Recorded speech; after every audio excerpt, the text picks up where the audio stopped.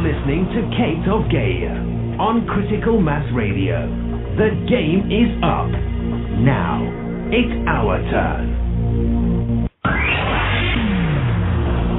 You're listening to Santos Bonacci, live on Syncretism, here on criticalmassradio.co.uk. As above and so below is the holy science you need to know, astrotheology, because now it's our turn. And good evening, good Sunday evening, good Monday morning, good afternoon, wherever you are on this wonderful little planet we like to call Earth, the playground of angels. Welcome to Outside the Box /Syncretism, Syncretism / Outside the Box, all the same to me. Kind of funny how it's all the same story after all.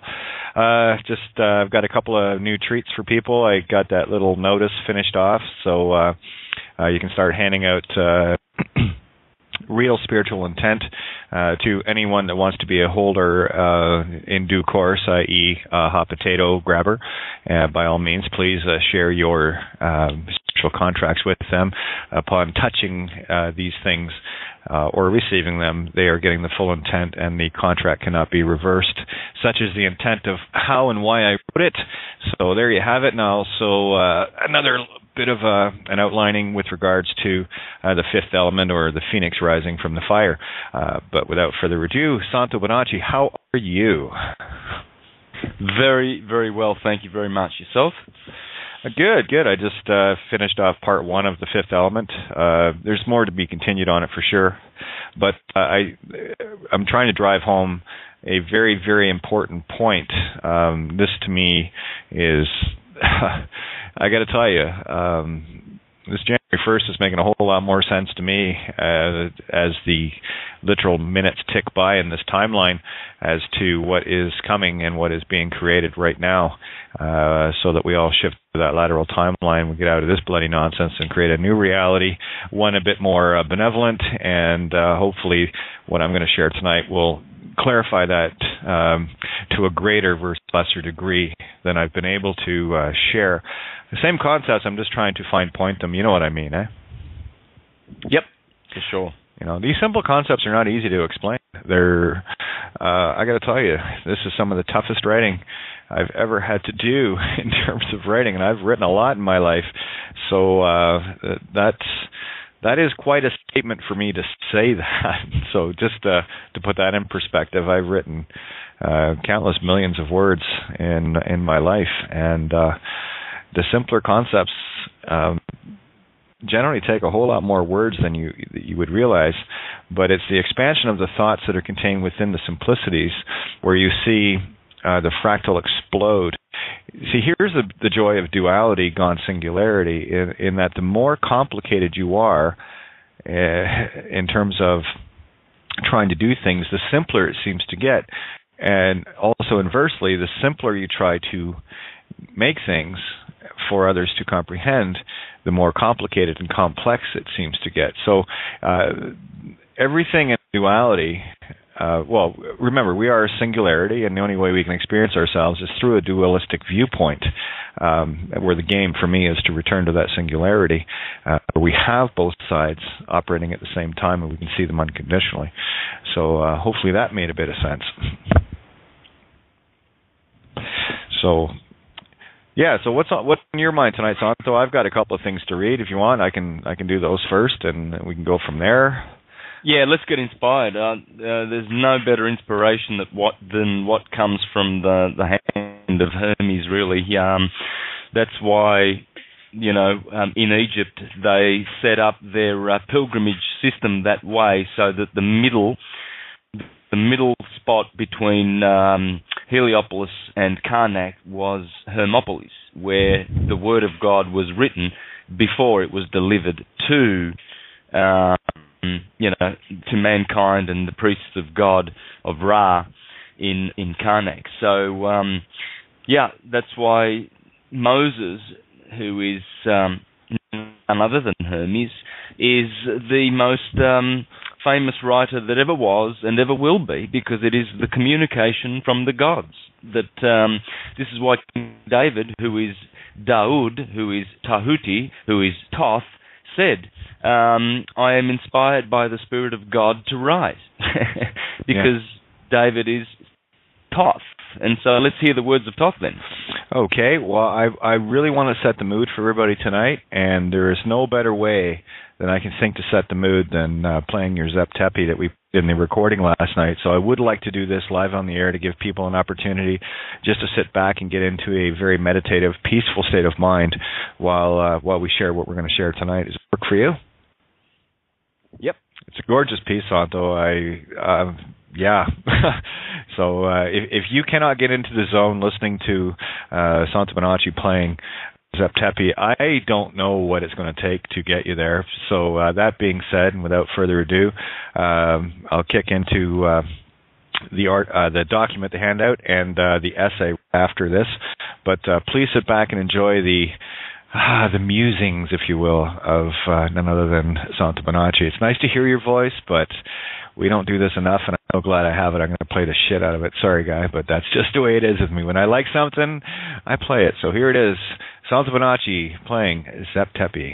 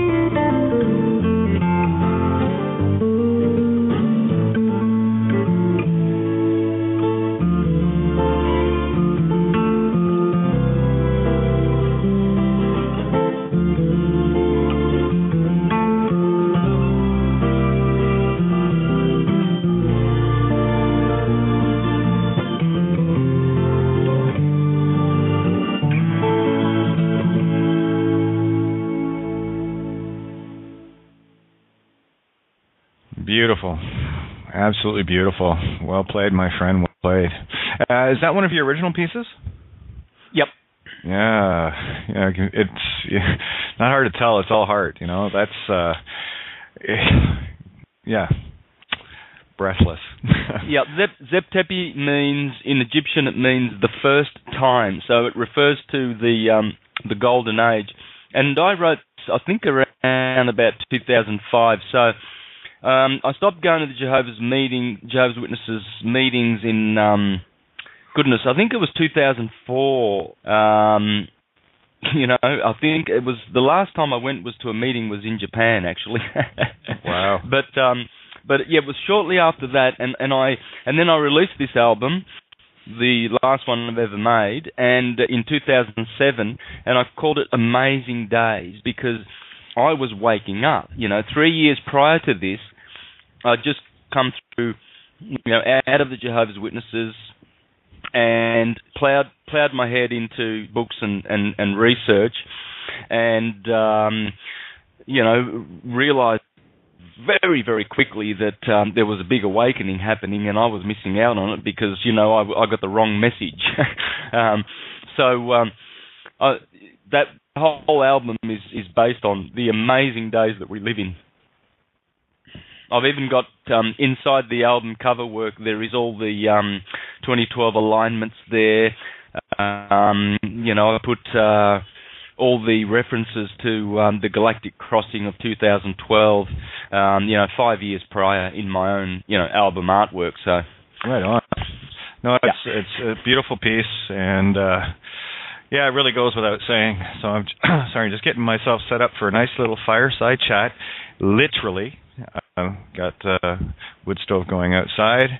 There's no snow here right now. Well, there's snow, but it's fairly decent. So I just kind of getting myself all comfy cozy for the fireside chat of the evening, and hopefully get people into, they're already in this after listening to that beautiful headspace, but to hopefully deliver this message through all the clutter and the clatter of the left brain, where you can finally get an idea of the God you are. I know you are, because you're me.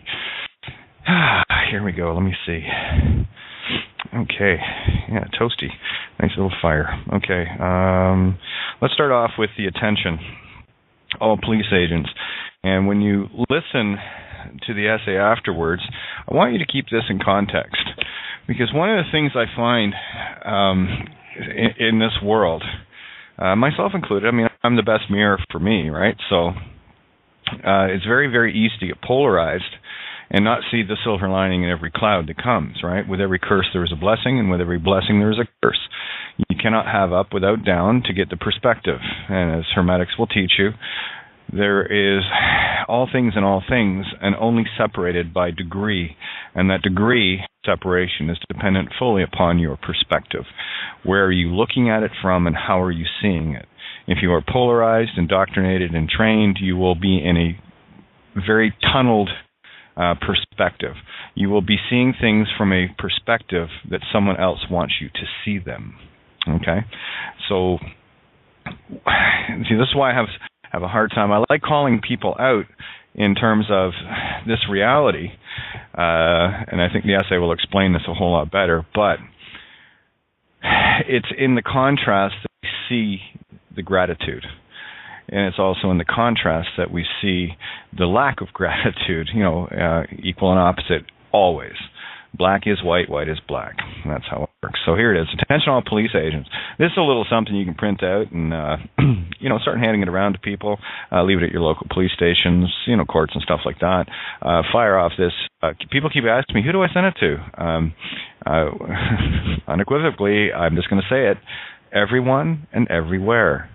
It does not matter. You cannot make a mistake. The illusion here is you can. You cannot. Everything here is perfect. Creation is but one. We have nothing but ourselves to compare it to. How can it not be perfect? It's how are we looking at it? And we've created this illusion so we can see the imperfection in our perfection. It's quite simple. So here it is. Attention all police agents. One, there are only two jurisdictions. One of the dead... Oh, I should mention, by the way, this I think Ninja's got this up on the website. Not sure, but both these went up on Facebook. Here, tell you what, Santo, you haven't got copies of these yet, do you? No. Okay, well, how about I just be a really nice two-spirit being and drag the copies over to you? Does that work? That would probably be a nice thing of me to do. So Ninja sent me the writing. It's in my Skype, but I can follow along there. Oh, okay. Well, the one's called The Fifth Element, Part 1, and the other one's Attention All Police Agents. You got both of them? No, just Attention All Police Agents. That's all I've got. Okay, well, here is The Fifth Element. I put it into our group chat here on the Blog Talk Call. All right, so there you go. Just let me know when you got it open. And got it. Okay, so we're doing the other one first anyway, but there you go. Okay, just a sec. All right, Attention All Police Agents. 1. There are only 2 jurisdictions. One of the dead by consent, threatened crown, crone, dead mother, and one of, by, for, the living, where the dead corporate fiction is the Crown Corporation corpse, and the living is I, the witness to your crimes via your intent. 2. Your obedient and willful consent to wear a corporate uniform is prima facie evidence of your intent to commit crimes via omission, commission, knowingly, unknowingly, where your ignorance is not and never will be a defense in any living court, where you will be privately prosecuted in your living status by all who witness your actions that you are known by. 3. And in all times you ask, with intent, to procure a legal name, you are, in fact, committing premeditated murder with intent to kill a living being by means of a dead legal name to gain a false jurisdiction where these frauds and crimes are already well known to millions and where these actions are a crime against humanity and your spiritual suicide. 4. Your master, the dead Crown Corporation, owners thereof, that you are in spiritual contract with via your obedient willful intent to consent, via sworn oaths, renders you dead by consent and without voice in any all courts of the living, where you can and will be prosecuted for your crimes in a living court of record. 5. The birth certificate is proof and prima facie evidence of the Crown owners, your masters' intent to defraud and commit crimes against humanity, that you, by your sworn oath, are fully party and liable to, for, of your actions, by, of, for, commission, omission, knowingly, unknowingly, inasmuch as you now have evidence to the contrary of your beliefs, and are the last holder in course, and under living contract with me, the living witness, whereas you have given your seal on this document via DNA covenant. You have now a choice to make, and one that will define your very existence, regardless of your programmed beliefs, opinions, training, indoctrinations, etc., since your birth. You can choose to be the slave of another, where any and all who are your superiors are your masters. You can claim to be free where we know otherwise, and you are bound by this contract you are now holding, where your choice has made you the holder in due course without return. It is now yours, and you are fully liable henceforth for any all actions taken to harm others via your now non-ignorant actions. As a living witness without legal name or names, you are without jurisdiction, without claim, without authority, where your crimes are fully visible and your dead consent, legal, office titles, names, etc., verifies your consent to be such a thing, without voice, and your licenses from licentious, which means one who is a sexually morally depraved criminal, confirm your nature. You stand now in the jurisdiction of the common law as a peace officer, and any actions of harm, threats, coercions, deceptions, fraud attempts, etc. at all renders you a belligerent. See Law of Nations, Nuremberg Principles, Apostolic Letters, inasmuch as you falsely claim to be law enforcement, where you are acting as a policy or policy statute pirate, working for a private corporation, and are hereby witnessed as such, where forfeiture of your property is common law, under law of mark, in satisfaction of any all wronged by your actions forthwith. You are duly noticed. Have a nice day. Beautiful. I just sent that to all the local pedophiles here while you're reading it. There you go. Well, the intention's going out into the ether now anyway. So, you see, this is the problem, the fundamental problem of control here. You see, because at any given point of this game, you can retain it, take it back upon yourself, and wield it. But you see, here's the thing: you've got to be fully responsible for your actions. Good or evil, doesn't matter. So this is a rather large step for most people. Where I know my spiritual intent that goes out manifests, I've been watching that for so long now. Any sense of doubt from the age of Pisces, I believe, has been completely and fully removed in the age of Aquarius of I know. So I know what my causal actions are. I know what the effects will be.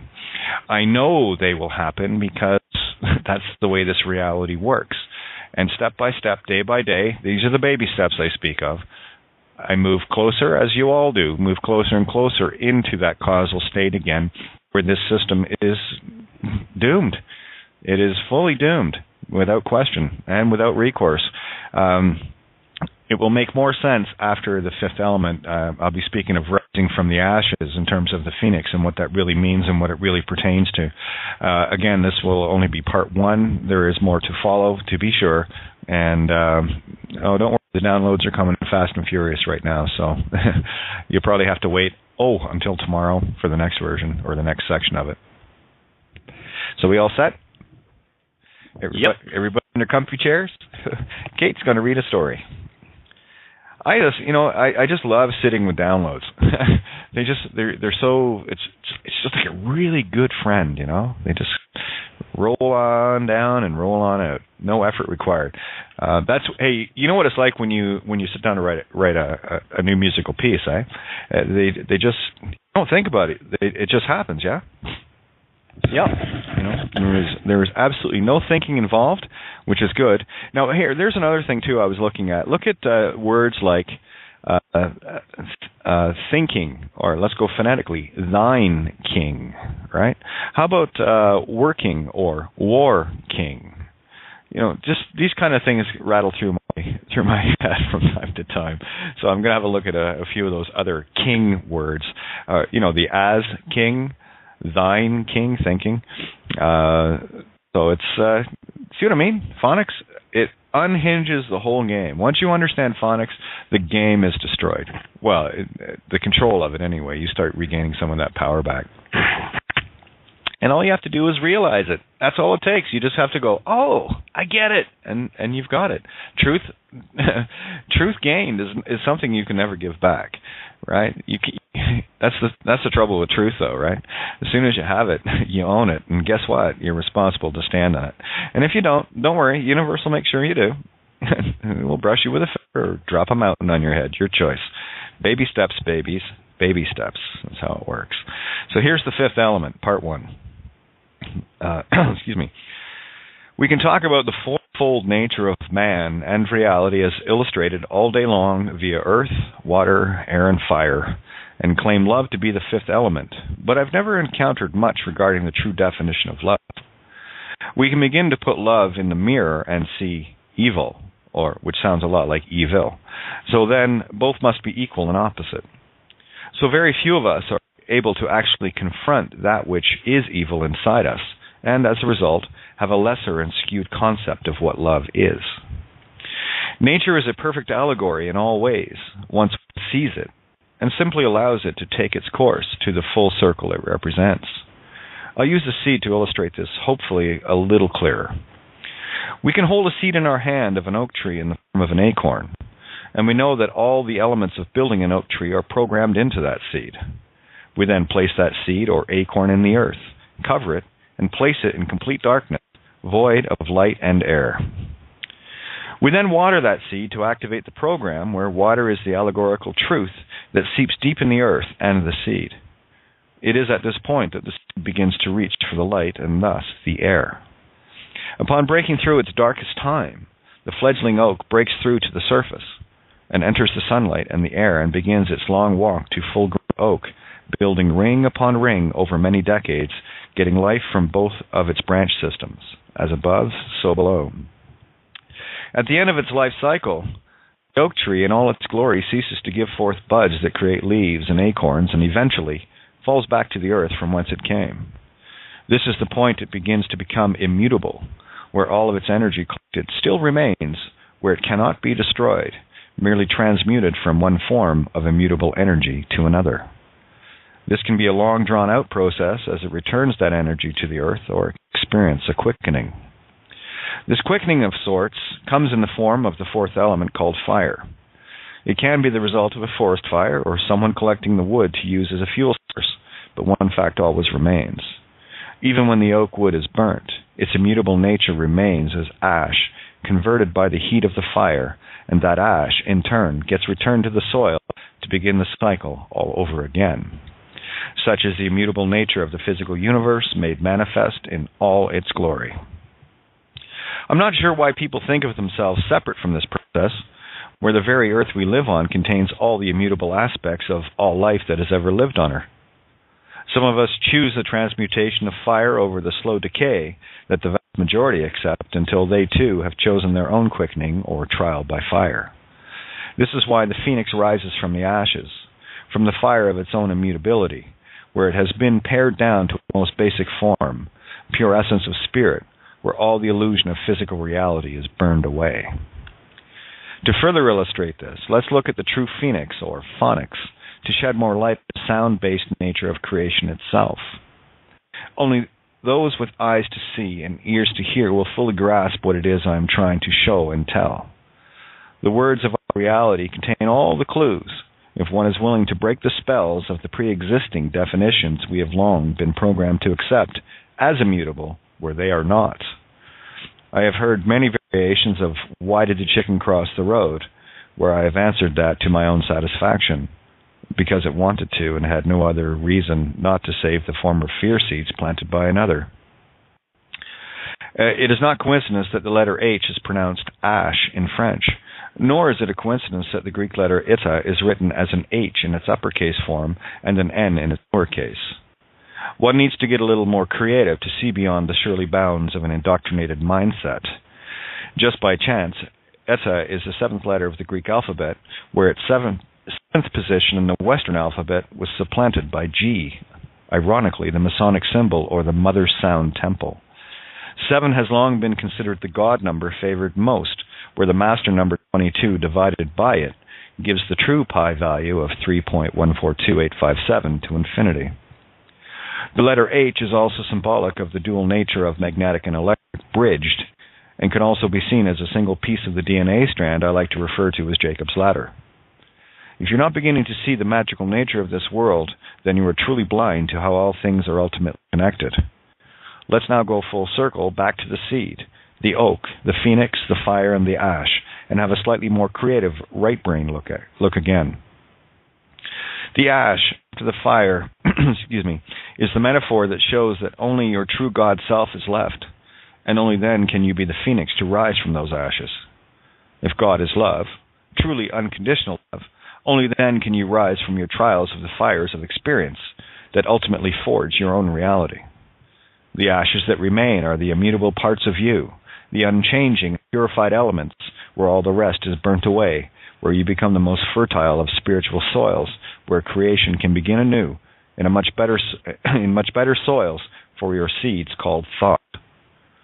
What gets burned away are all the things that stop you from rising, and they are aptly named emotions, which is to say, no motion or no mote ions. Inasmuch as a moat is a spell and something that surrounds your castle to protect it, the intent contained in the commonly accepted definition, phonics and rules, keeps you in a perpetual state of defeating yourself. I think it's time for you to break this spell if you so choose. The fifth element gets exposed when you do, and only you will know when you have finally grasped the magnitude of this concept. Concept, or concept, to me means with God, in that con means for and against, and set is the French word for 7. Are you starting to hear the picture yet? It's quite simple, really, when you start to defy or uncreate your pre-programmed rules created by another and take on more self-responsibility and self-realization. Only when we can see both good as evil and evil as good can we begin to get to the 0 point, the neutral zone where all creation begins, where we have created a new seed with more information and experience than the original tree itself. Unconditional love accepts all things equally, without judgment, and only pure observation, where in order to experience anything fully, one must be willing to accept its opposite fully as well. If you desire love, then you must experience hate to the same extent. Such is the nature of reality. We have no concept of brilliant white without its blackest counterpart to have any notion of what either of them are. The rungs of this ladder are experienced as emotions to give us the opportunity to either climb, remain static, or fall. Most choose the status quo of the static only to find themselves typically pushed down the ladder. Where emotions rule you, you will descend and never climb. That is not to say one cannot experience emotions, since that to me is the point of the game, the only point. It is more a question of do emotions rule you or the other way round. When emotions rule you, you are in ego or no-go mode, and when you rule the emotions, you climb, where the emote ions replace the emote shuns. When we take a word for granted, well, you get your wish, unfortunately, in the ignorance of the deeper meanings and intentions placed there by the one who created the original spell. You're granting their wish intention, not yours. Even the word phoenix can be pronounced as phonics. So what really has to rise from your ashes? Even the ashes are considered the worst byproduct of the fire, where the phoenix is risen, containing both creation and destruction at the same time. The only thing that will ever differ is one's perspective, or angle, of seeing things. This is where one can see the fallen angle, or angel, based simply on where one is on this proverbial and infinite ladder. If our perspective is controlled, so then is our ability to see things from a risen angle, or Ra. Do you not wonder why the Masonic uses the compass and square as part of their symbology? The square creates the right angle, or Ra, and the compass symbolizes with, pass, or father and mother, Pa, Isis, or simply electrical intent and magnetic void in balance. This is to me what the ancient teachers were and have been teaching all along. Unfortunately, with the childlike emotions running amok on this planet, most will most will be a long time in seeing this at all.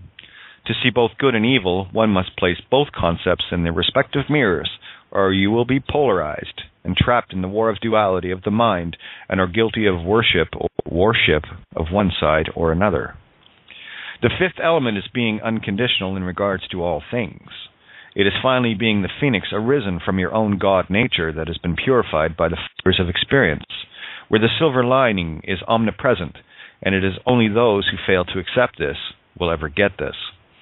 It is when we are willing to just ask why something happened from a neutral position without ego program interference will we begin to see the most precious seeds of all. And those are the seeds of the next, far better creation, where we can build greatness upon greatness, or defeat upon defeat. You are the only one that can choose, and this is the difference between free will choice and true will choice. We have safeguards in this realm where those that cannot control their thoughts are relegated to neutered status and will endure being at effect until they get a grip on what's really going on here in this infinite of games. Since you are God, you could eliminate this reality with but a thought.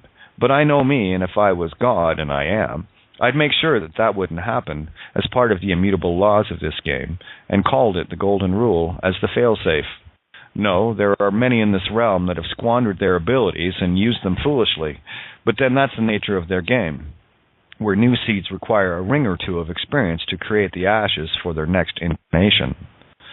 Some of us have been in the game for a while, and we've been through many fires and rings where humanity is both an entrance point to the game and an exit point at the same time.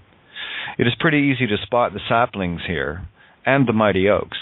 So now it's up to you to decide how many more fires you need to endure to climb up and out, or if you're willing to burn up yet again. Either way you win and either way you lose. It just depends on how you're looking at it. Are you seeing through the eyes of the child of God or as the God mind itself? When you get this, you're not so angry at the saplings, knowing full well they will have to experience the same fires you did by their own choice. At the end of the day, everything you experience is your choice, and yes, you're only doing it to yourself. And aren't you glad you're not a sapling anymore? Yeah, I thought so too. To be continued. Wow. That's the best of Hermes that you'll get. Very inspirational, Kate. Thank you. Well, it takes a lot of the edge off the game. That's all I'm trying to do with people. And the reason why I can see this is because that's one of my rings of experience. I've been the babbling fool. I've been the screaming child. I've been all of these things. And only in seeing that in my own mirror, I actually claim to, profess it to others, right? And by the way, profess, it means to make weary, professio, it's Latin.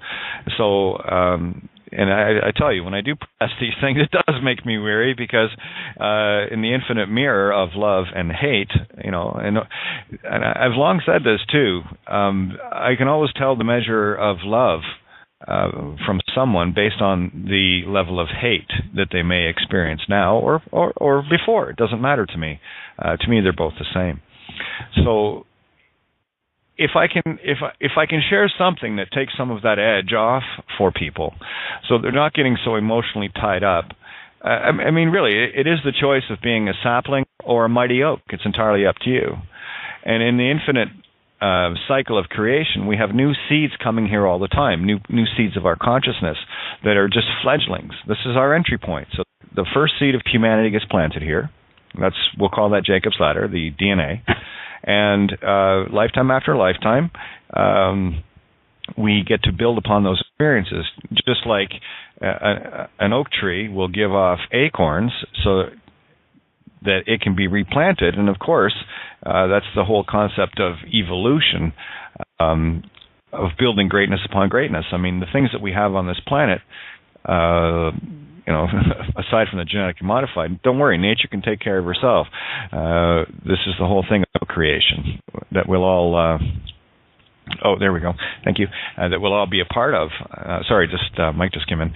Anyway, so for me, if you can look at, let's take the Goonies for example. Let's take the people that like stealing from others, that pirates, whether it's in a corporate sense or personal sense or whatever the case may be.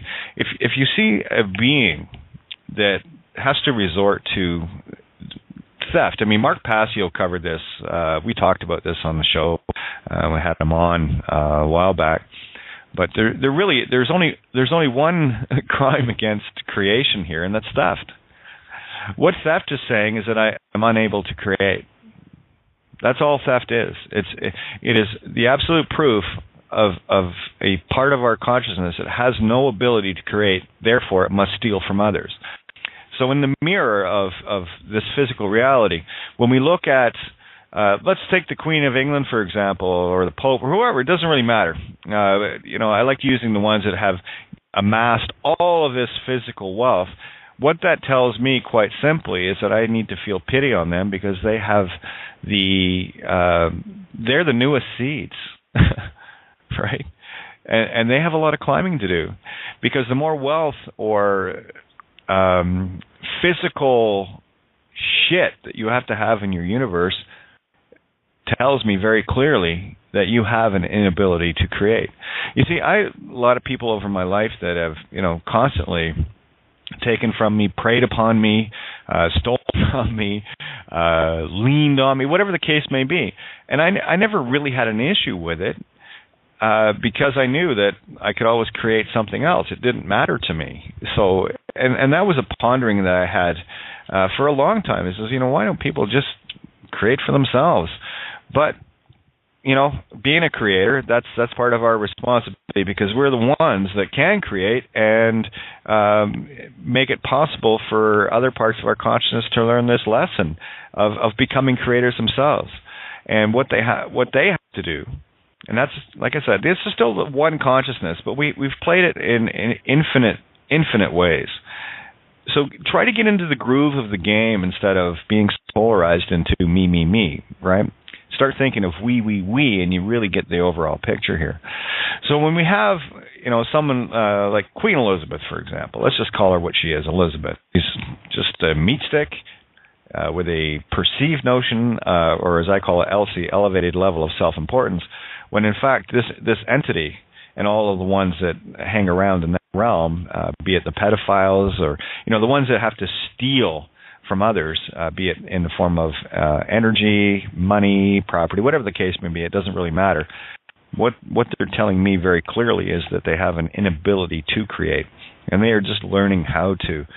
And they're going to learn how to because everything that they have created for themselves in terms of the negative is going to be experienced in the mirror. So those that are doing the role of the victimizing will eventually, whether it's this lifetime or the next, it doesn't matter, will eventually have to endure all of the harms and crimes that they've done. This is one of the reasons why I know that we need to be able to confront evil, because we were them once. We were the saplings. We've done all of these things. None can judge another. Judge not lest ye be judged. So at some point in your life, you have been a rapist, you have been a serial murderer, a serial killer, a pedophile, a bank robber, a murderer. You've been all of those things, and you have learned. You have graduated, right? This is an infinite cycle. And only those that graduate actually get the responsibility, because now you have a contrasted view of the things that you would do in your thoughts and the things that you would not do in your thoughts, because you have the contrast, you have the experience, you have the rings, you are the mighty oaks. The reason why you suffer the pains and slings of outrageous fortune is because you brought it upon yourself, as I did. Whether it's in this reality or the previous, it doesn't really matter. This is an infinite game. You still have the culpability and responsibility for all choices made in that infinity. And what we're doing here, as far as I can tell, is we are experiencing that. And the reason why we feel so, quote, victimized, unquote, by the saplings is because we're the teachers. We're the ones here to teach them. This is where the unconditional love really comes into view. And the willingness to accept both good and evil in yourself, because you as God are ultimately both at the same time. The only difference now is you've changed your angle. You're not the fallen angel or angle any longer. You are the risen angle, the right angle. Okay? So that's why you just be the observer. People just need to lighten up. And when I write notices, I write them very tongue-in-cheek, knowing full well that I'm addressing a bunch of saplings that are going to have to go through everything. It's like I said, here's the ultimate joke for me. Every one of those beings that came against me are going to have to experience this walk that I've had to do. They're going to have to experience being a two-spirit transgender. They're going to have to walk through the terrors and the fears of that in order to get to this reality. And there's nothing I would wish more for them, because as a result of having walked this path, where am I now? Am I not able to share these things with you guys? Where can you not see the gratitude and the absolute bliss in that? If you cannot see the bliss in where you're at and the gratitude for why you are there, then you're still working through the sapling phase. It's time to breathe. It's time to accept full responsibility for all creation. All creation is you. The only thing that changes is your intent and your perspective. As I've outlined so many times before, and it's a great bar trick if you still do the bar thing, but walk into a bar and say you can prove that the earth is turning in two directions at the same time. And the saplings will look at you like you're going to need to have your head examined. And you'll smile and you'll say, well, $20 or 20 quid, whatever the case may be, just for shits and giggles. You got to play the game. And all you have to do is rotate it counterclockwise or clockwise, doesn't matter. I like to do it the way the CNN shows the Earth, rotating counterclockwise. They don't bother showing you from looking underneath or, turning the TV upside down viewpoint. I do. I don't have any rules. So I look at creation from as many angles as I can possibly get. That to me is the right angle of ascension. That to me, well, it's kind of funny. My human design has me as a right angle of Eden. Kind of funny how that worked out, isn't it? All the clues were perfect. Everything was there. I just had to have the eyes to see it. And more importantly, I had to have the open heart to understand it. That's where we're at. And we'll have our fun, we'll have our folly, we'll take our shots, and the difference is we do not mean harm. a different intent. It's now just an observational blurt out saying, yeah, stop doing it, you morons. Or keep doing it if you want to experience this. I'm trying to, help along, but then I don't want to trespass on free will choice either. So I'm just going to play the good, peaceful, unconditional observer and look at it and see where I need to fix the things within me, because I'm the only one that I'm here to save. And in doing so, if but one shall awaken,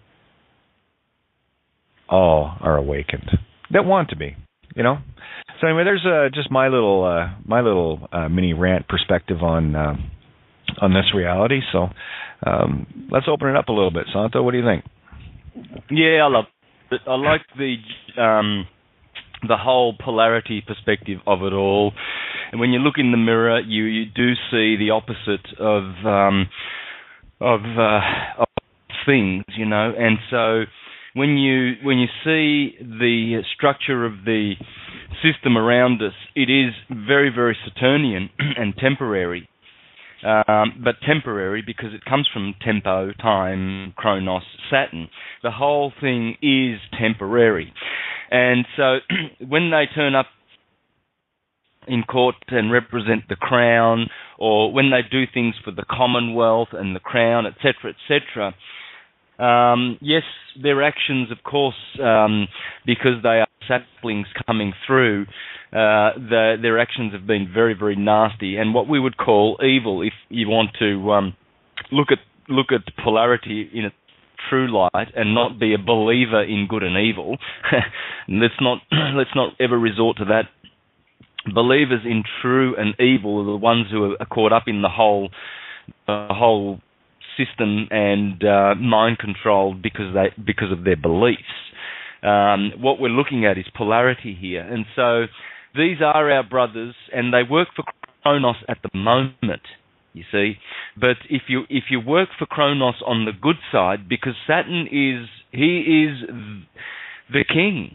Saturn is the king. His light is the most benefic because it's the closest to cause that there is. And this is why Saturn, you see, Set and Horus are actually Saturday and Sunday. But Set always comes before his brother Horus, because Saturday is the first logos, closer to the cause.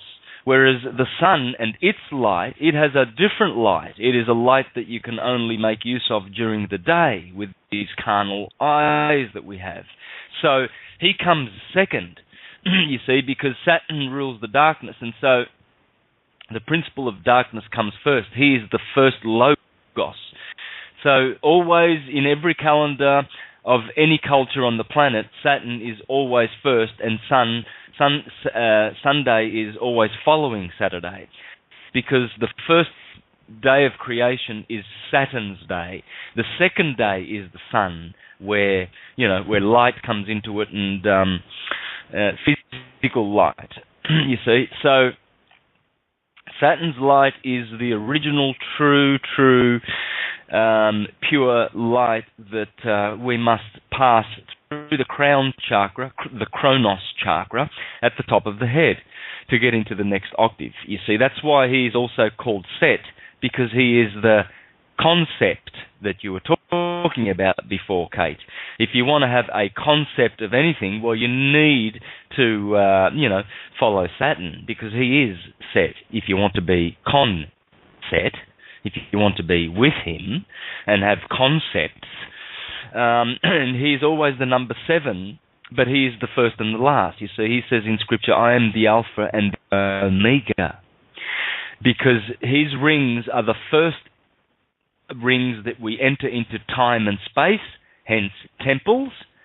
The temple soul of man, built by Hiram, Ares. These temples that appear in time and space, these are temporary spatial vehicles that we use, and to our spirits, and these are soul vehicles that we use. And so Sunday, the sun being the savior because he brings us to the light, the intellectual light, which raises us from the lower mind. You see, that's why he is the savior. But ultimately, it's, and Horus is in the heart, of course, the heart chakra, and Set is the seventh chakra, the crown chakra, the Kronos chakra. And this is why these are the two most important chakras, really, because one you go through and one you go out of, if you get what I'm saying. You go through the heart chakra, you must go through that door, and then you go out through the crown chakra. And that would be in the Tropic of Capricorn, ruled by Saturn, Set, and hence Capricorn being Golgotha, where Christ is crucified, and bye-bye. Here we are. You're out of here. Isn't it funny that we're in Capricorn right now as we speak of this? Isn't it funny we have 4 cardinal things happening? Is a grand square, is it, on the 1st? Yeah, Grand Cross. Oh, Grand Cross, rather? Yeah. Cardinal Grand Cross. There you go. So it doesn't get any more crosser than that, You see, here's the thing. While people are still in their belligerent state, they're still polarized. And you've heard me on many occasions, and there'll be others, I'm sure, because I like having fun here, But at the same time, the only thing that feeds that counter creation, which is creation, anything that listen, you cannot destroy anything without creating something, and you cannot create something without destroying something. That's the alpha and the omega. And isn't it kind of ironic? We're talking about, in this essay, I was talking about rings, right? And ring, you can spell it with a W, and it gets a whole different meaning to it, right? Sound, different meaning. And we're talking about the rings of Saturn, and of course, Saturn is the as above, so below. It has to be, and Set, there's Set. You can pronounce sept, C-E-P-T, with a silent P as well, right? So isn't it amazing how all of these things just kind of fit neatly together, and you start getting a bigger picture of things, and things start getting clearer. So it's not a coincidence that we're actually coming up to this January 1st. And of course, what is January 1st to be in terms of the Gregorian calendars, deemed to be the first day of the year. So in as much as you can look at a calendar being evil, I also look at it as being good, in that it, you can use the tool or be the tool. And once we have understood both sides of that coin, we can now look at it equally. So I can see the calendar, which in a Gregorian sense is a good tool, because without it, I wouldn't know what my particular zodiac is and the design that came in with that. So it is very accurate in that degree, because we can't discount the calendar because if we do, we discount astrotheology, and we also cannot take it fully, because if we do, we're caught in the time bandit zone, the temp time pole, right? So this is where we get to be both magnetic and electric at the same time. This is not an easy one to get across, but what I'm trying to show is, if we are looking at something only from a good or from an evil perspective, we are polarized, and we will not see it unconditionally. And that's what it means to me to be the truly neutral observer. And these are the things that I work through on a daily basis, where it actually makes me very difficult to be around, because I don't know anything other than being honest. And it's not an easy thing for a lot of people to be around, because the very things that I put out are the very things that I have put in to me to shred me. So all I'm sharing every night is my experience of ripping myself apart and putting myself back together on a daily basis, based on the emotions that I experience, what I need to learn from those emotions, to take them from no mote ions to no mote shuns. You see how the word emotion, even though it means no go, also means full speed ahead? It means you're casting a spell. E before a word means no. So let me just take this one word and show you both sides of it so you can get an idea of how the phonics works here. E, mote ions, means no mote ions or no power of casting a spell. Inversely, with the sound, as we were taught, emotions means no mote shuns. It means you're allowing all things to go out. So this is why we needed to finally understand the spells, because in all things are contained the equal and opposite, the alpha and omega, the beginning and the end. And only when we can see both sides, only when we can see the tail and the head of the dragon can we get a full concept of where it is, what it is, and how we're going to deal with it. And we have our demons, our of me's within. There is nothing outside of you. You are all. That is the big pill. That's the biggest, toughest pill to swallow. That all things that affect you and your universe are yours, your creation. I know that because you're me. And, if I was God, and I am, I want to experience everything. Wouldn't you? Just saying. Yeah, that's one thing that people must comprehend. We are complete units in the microcosm.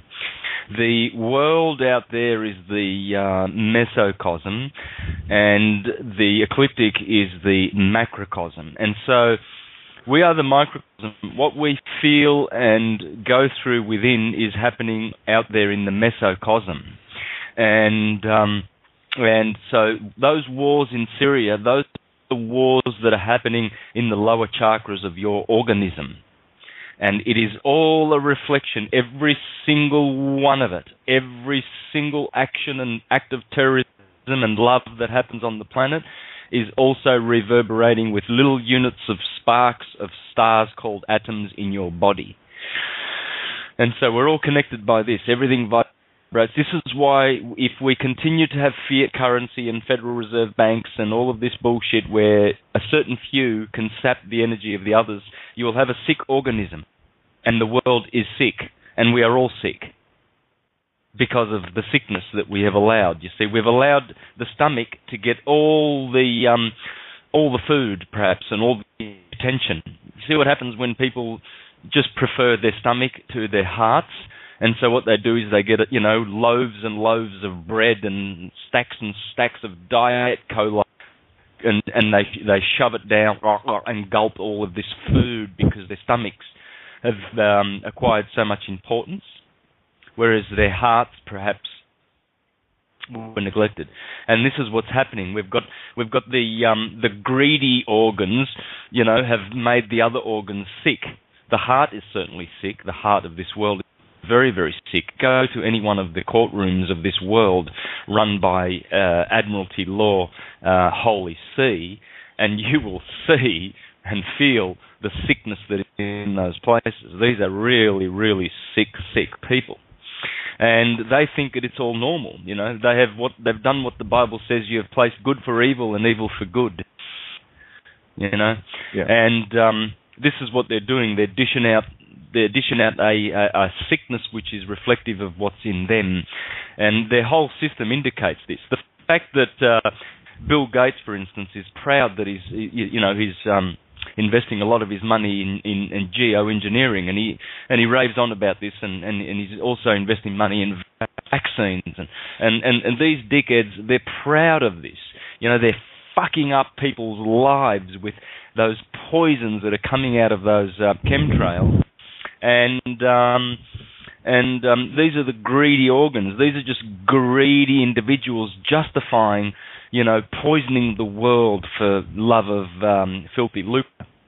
And these are, they're always, you find these types on the glossy magazines, of course, which we will be wiping our bums with eventually once we realise what's going on. But these are just parasites that have actually stolen our money. That's how come they get to be on the glossy magazines, the arse-wipes.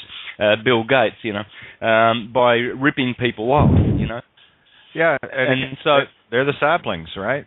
They got a long way to go.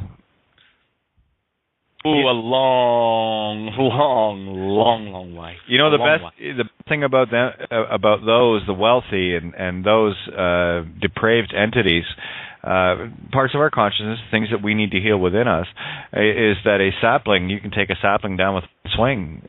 Now you, the mighty oak, and it takes a few more swings. That's one of the reasons why we've been able to go through what we've went through and not be crushed by it, because we're mighty oak trees with countless rings. You're not going to get through to the heartwood here. My heart is strong, and I have many rings of experience protecting me. I have the bark of Ra protecting me. That's what you thought it was a coincidence. They call the outer part of a tree bark. What is a bark? It's a boat. You're not going to sink my ship. You're going to take a lot of cutting to do that, and every cut that comes in, I've learned how to heal. And here's the joy of it too, and why I work diligently to download and get epiphanies, is because every epiphany that I get, every epiphany that you get, solves it for the entire organism. See the 7.3 or whatever the number of humans are on this planet. When you see them from a cellular perspective in the fractal, and I talked about this years ago, that every human being on Gaia is merely a neuron, and we're trying to work together as a brain, if you will, for lack of a better analogy. It's probably the best one, actually, where you've got all these different conflicting ideas from different parts of the brain trying to come together, and only when we get to the point where we realize that we are that brain, all of us, only then can we start getting our neurons. Look, there's that new ends, new spirit, breath, minds. Yeah, when we start getting those neurons breathing in and out together, which is what we're doing at this table. This is a collective psi spirit that we have going on here. And once we get the critical mass, which we've achieved, together on this, where these ideas are something that we can all resonate and agree with, that's when the reality shifts. That's when the timeline goes lateral into the other possibilities. They're already created. In the beginning, God created all things. And now we're just playing on the game that we put together. It's quite beautiful. So remember this as well.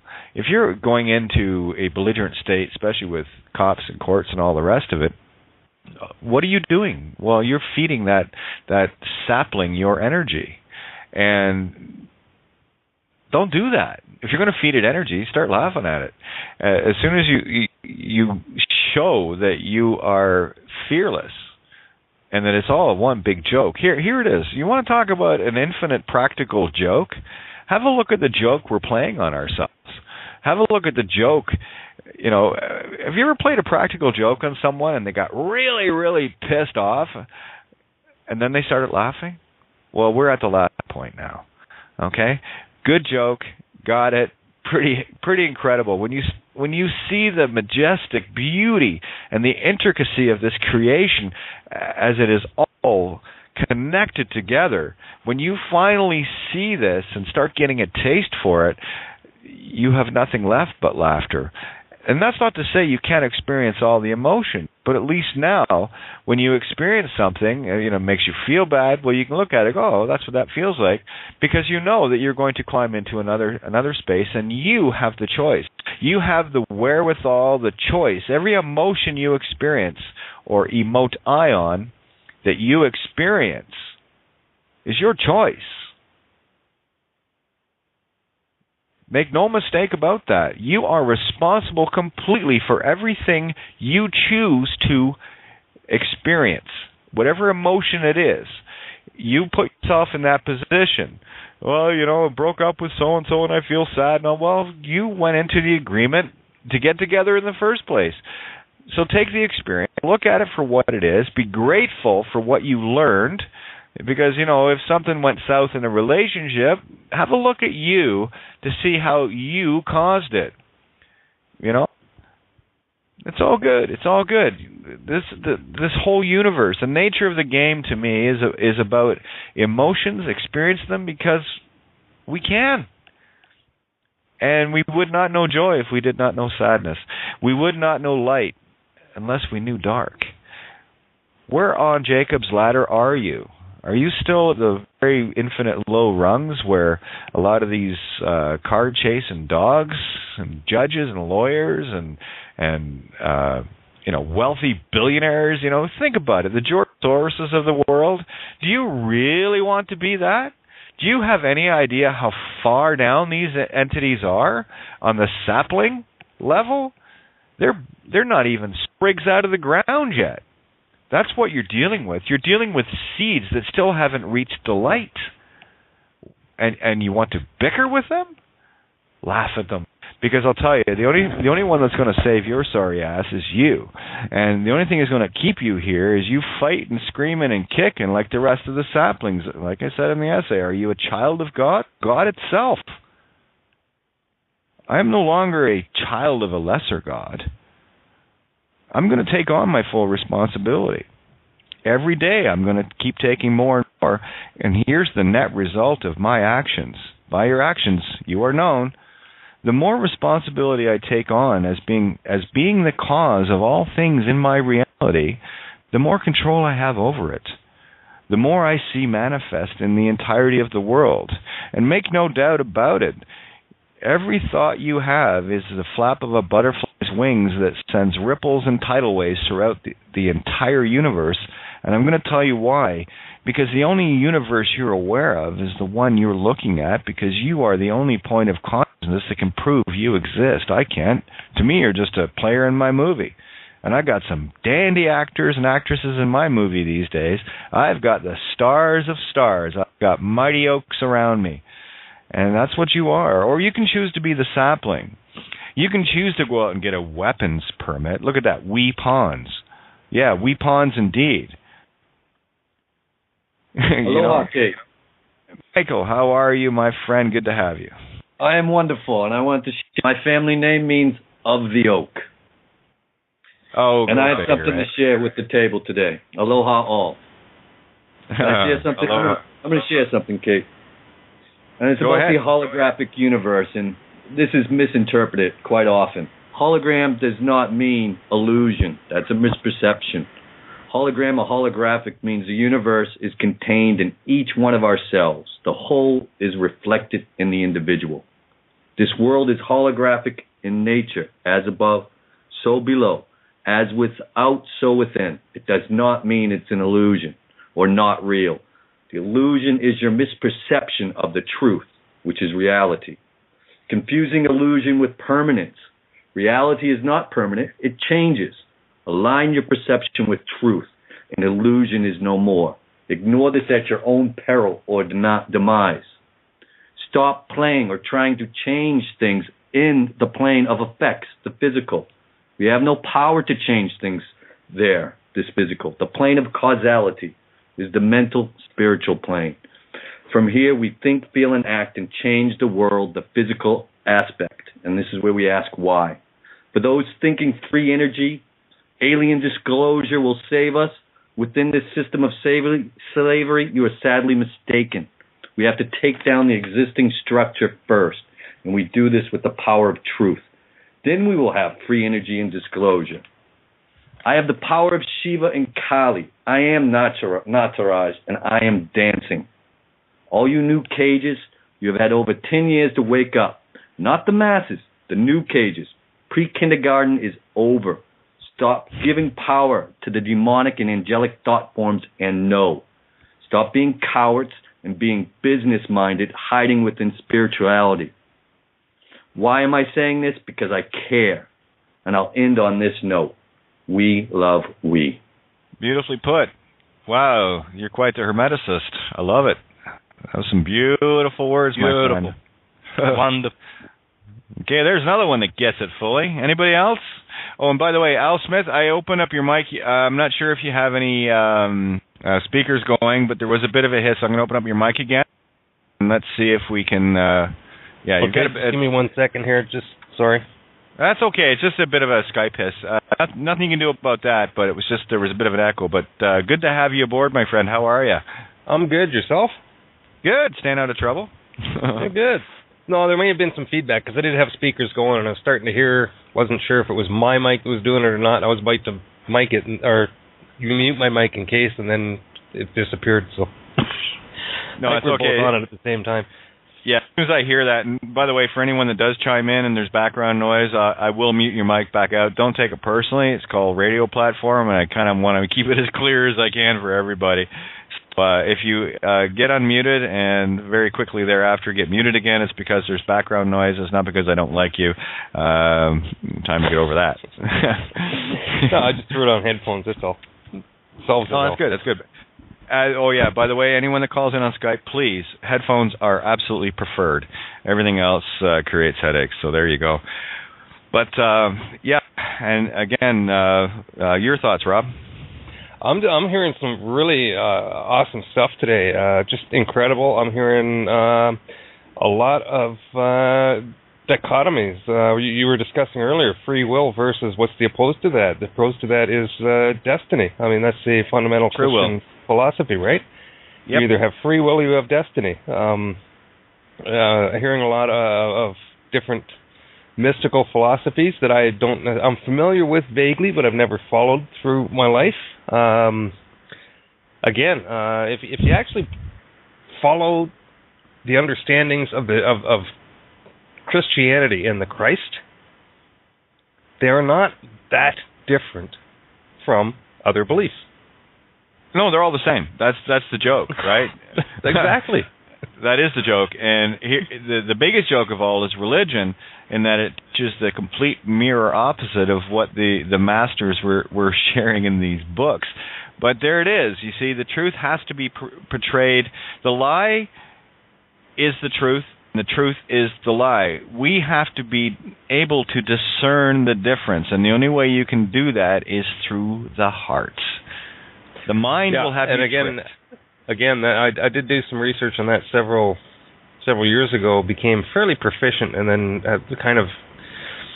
I use it when I need it, I guess is the best way to say it. It's a tool. The chakras. There's 7 of them for anybody that's not familiar with them. Somebody put me on with some stuff. They call it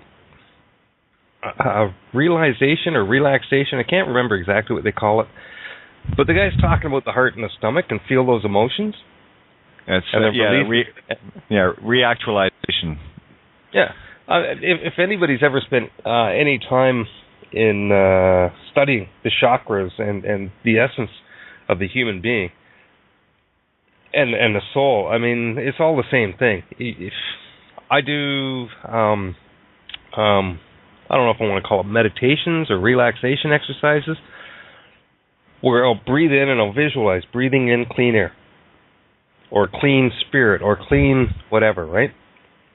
And then that will mix with the evil, the unwanted, undesirable emotions, illnesses, whatever is within my spirit, my body. And then I will visualize as I breathe out a gray, for lack of term, smoke leaving my body and taking all that filth with it. And I'll do that for the more you practice, the better you get. But you can do it, 10, 20, 30 deep breaths, exhale. Not hyperventilating, slow, deep breaths. Santos, I would love to know where I can get your music from. That stuff is awesome. I haven't heard anything like that in a long time, and I've been looking for it. But that kind of music helps. As you breathe and you breathe out, you exhale, you'll actually feel your spirit, your body, and everything become healthier and cleaner. Yep, and the more truth you realize, the more potent that ability gets. So if anyone's wondering why I lust for the truth, as you become of your own microcosm. Yes, Santo, for all those listeners, I don't know if anybody else heard what you said, but you were very broken up, and I didn't comprehend what you said there. Okay. Well, let's just make it real simple. Santo, if you could share with everyone how they can get a hold of your music, please. Yeah, santos.net.au. That's my music site. So just my name, santos.net.au for Australia.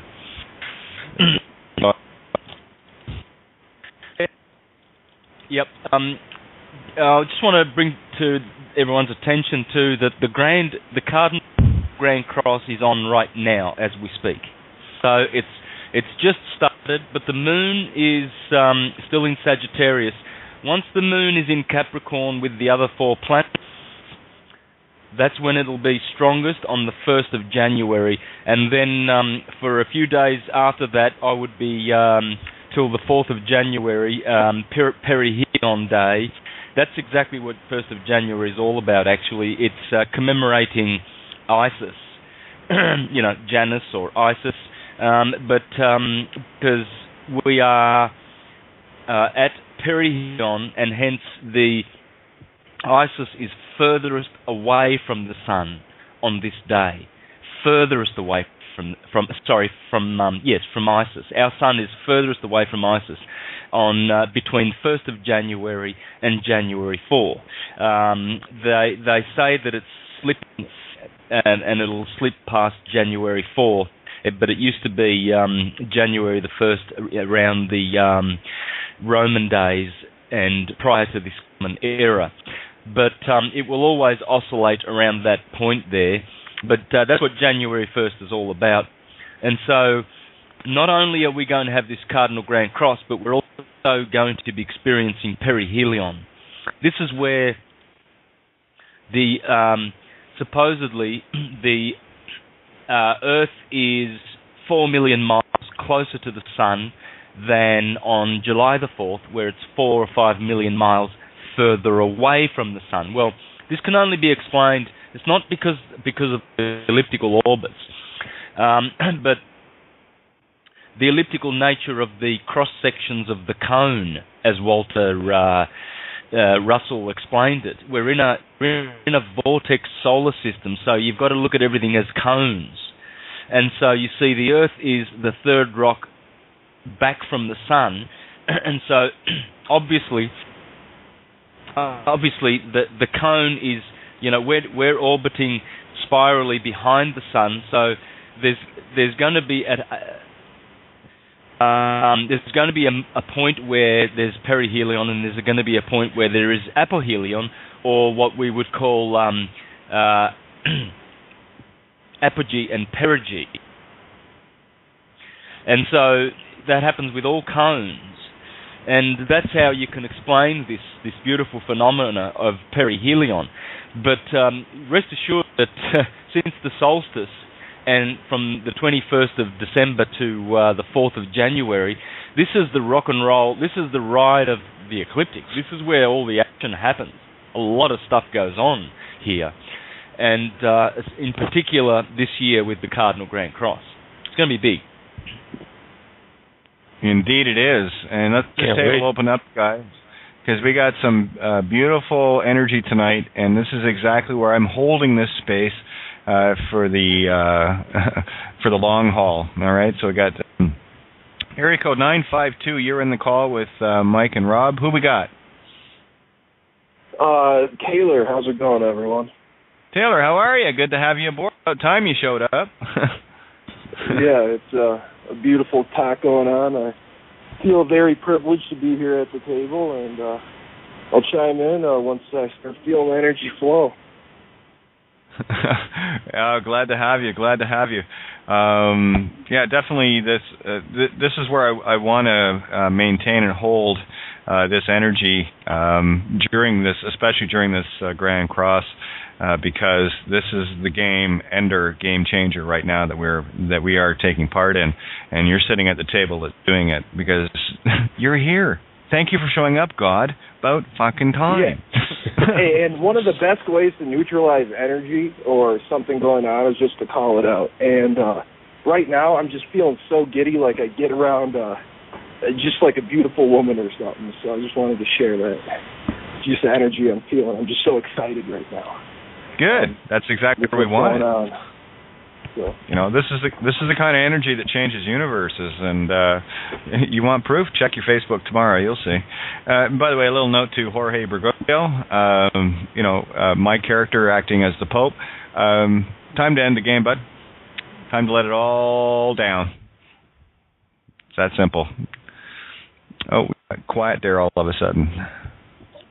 Yeah, if they end the game now, we're going to be extra nice, of course. Oh yeah. But they'll have to eventually deal with us. There will be a moment where they will have to deal with us if you're talking about this illusion of the future, and that moment is now. This voice is reverberating all around the universe, and I can speak for myself, or I can speak for anyone who reverberates on the same level as me in this message, and I'm sure there's more than we think. So let us continue letting it out. Abracadabra. Totally agreed. Totally agreed. I'm just checking my battery power here just to make sure I've got enough energy. I got 28%, but I will have to plug in. So I may end up doing a song while I do that. But I've got a couple more callers going to bring in. I got Lynn. How are you, Lynn? Hey, hi. I'm doing well. I feel the giddy energy as well with the previous caller. And I just been sitting here going, well, if I am for me, then who can be against me? And I don't know, it just kind of popped in my brain. I also pulled the death card, which in my book is number 13. 13 is a death card. Death card is, there's two cards I love pulling out of the deck. The Tower, which is card 16, and the other ones, of course, but the ones that I know that are really manifesting change are card 13, which is the Death card, and card 16, which is the Tower, which symbolize extreme change, destruction of old, creation of new. I used to, anytime I would do tarot readings for anybody, they'd panic when they see the Death card of the Tower show up. But depending on the situation and what they were dealing with, I never asked because I never wanted to know. I wanted the cards to be neutral so they could decipher them themselves. I'd just tell them what the cards meant, where they were positioned, and they got to think about how it relates to them. That's why every tarot reading you will ever get is absolutely perfect from your perspective. So yeah, the 13 Death card, love it. Which deck are you using, Lynn? I have the Universal deck. Oh, okay. Yeah. Do you have the book with it for reading out what the Death card? I do. Bear with me. I'm going to run to the other room and get it. I didn't realize we were in a hurry. Just let me know when you get back. I'll bring in. In the meantime, I'll bring in Metatron 216 and see what's on Metatron's mind tonight. Well, I was just thinking while you were saying that. While you were saying that, that's because people don't really understand what the Death cards and the Tower cards really are. They see, death and destruction within those cards, but they don't comprehend what death actually is. Well, yeah, I mean the death of a tree to allow the creation of a carving. You see, there is in all creation and all destruction is both good and evil. I mean, yeah, no one asked the tree if it wanted to get cut down to be a carving, but at the same time, something beautiful came out of it with intent to do that. So everything works in the mirror. Or for that matter, the death of the seed to become a new tree. You got it. Now, Metatron, you're in the call. Hi, Kate. Hey, how are you? Oh, good. My microphone's working. That's good. Yes, it is. Loud and clear. Right. Basically, I want to change the subject a little bit, if you don't mind. Is that okay? Well, you're God. You decide. Okay, right. Basically, have you heard of the guy that done the 7/7 ripple effect video? I am vaguely familiar with it. Okay. Well, the reason I want to bring it up is because after he sent it off to the court where they were trying to convict 3 of the Muslim guys. Oh yes, I know who you're talking about now. Yes. Yeah, I think he calls himself Mordib or something. Yes, Mordib. Yeah, he basically challenged the jurisdiction of the court on 2 counts. One was to do with the fact that the Queen in her coronation didn't hold God's law. Yep. And has obviously broken that on several counts with all the legislation and stuff. And also the Jacob's Pillar, the Stone of Destiny. I don't know if you're aware of that. Mm-hmm. Very familiar. Yeah, and the fact that apparently the one they sent up to a museum in Edinburgh was a fake. Yeah. Well, yeah, I just wondered if the Stone of Destiny came out of Ireland. Yeah. I just wondered if it was worth getting him on here, because obviously that's just more ways to kind of challenge the system. Well, again, the system is absolutely destroyed in the fraud revealed of how commerce is based anyway.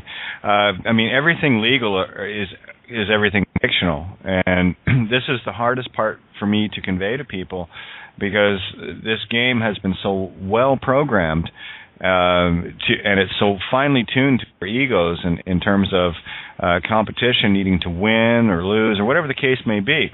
When you understand the difference between legal and lawful, all things legal are just pure nonsense. Yeah, it would probably be an interesting chat, but I'm not really in the mood to take any steps back into fiction land personally. No, I mean, fair remarks, valid comments. I mean, all I was saying is the fact that they got or the Queen has no jurisdiction. The sort of court has no jurisdiction. Well, the court doesn't have jurisdiction at all. The only reason the court has jurisdiction is because people keep wanting to use the legal names that keeps them bound to it. It's a spiritual contract. We broke the contract with the birth certificate fraud, knowing that there was intent to deceive my parents. I'm speaking from my perspective. So a fraud revealed is null and void, nunc pro tunc.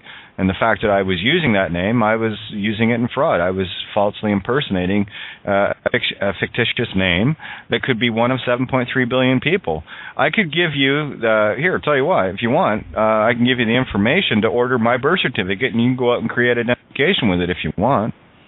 That'd be a good test, wouldn't it?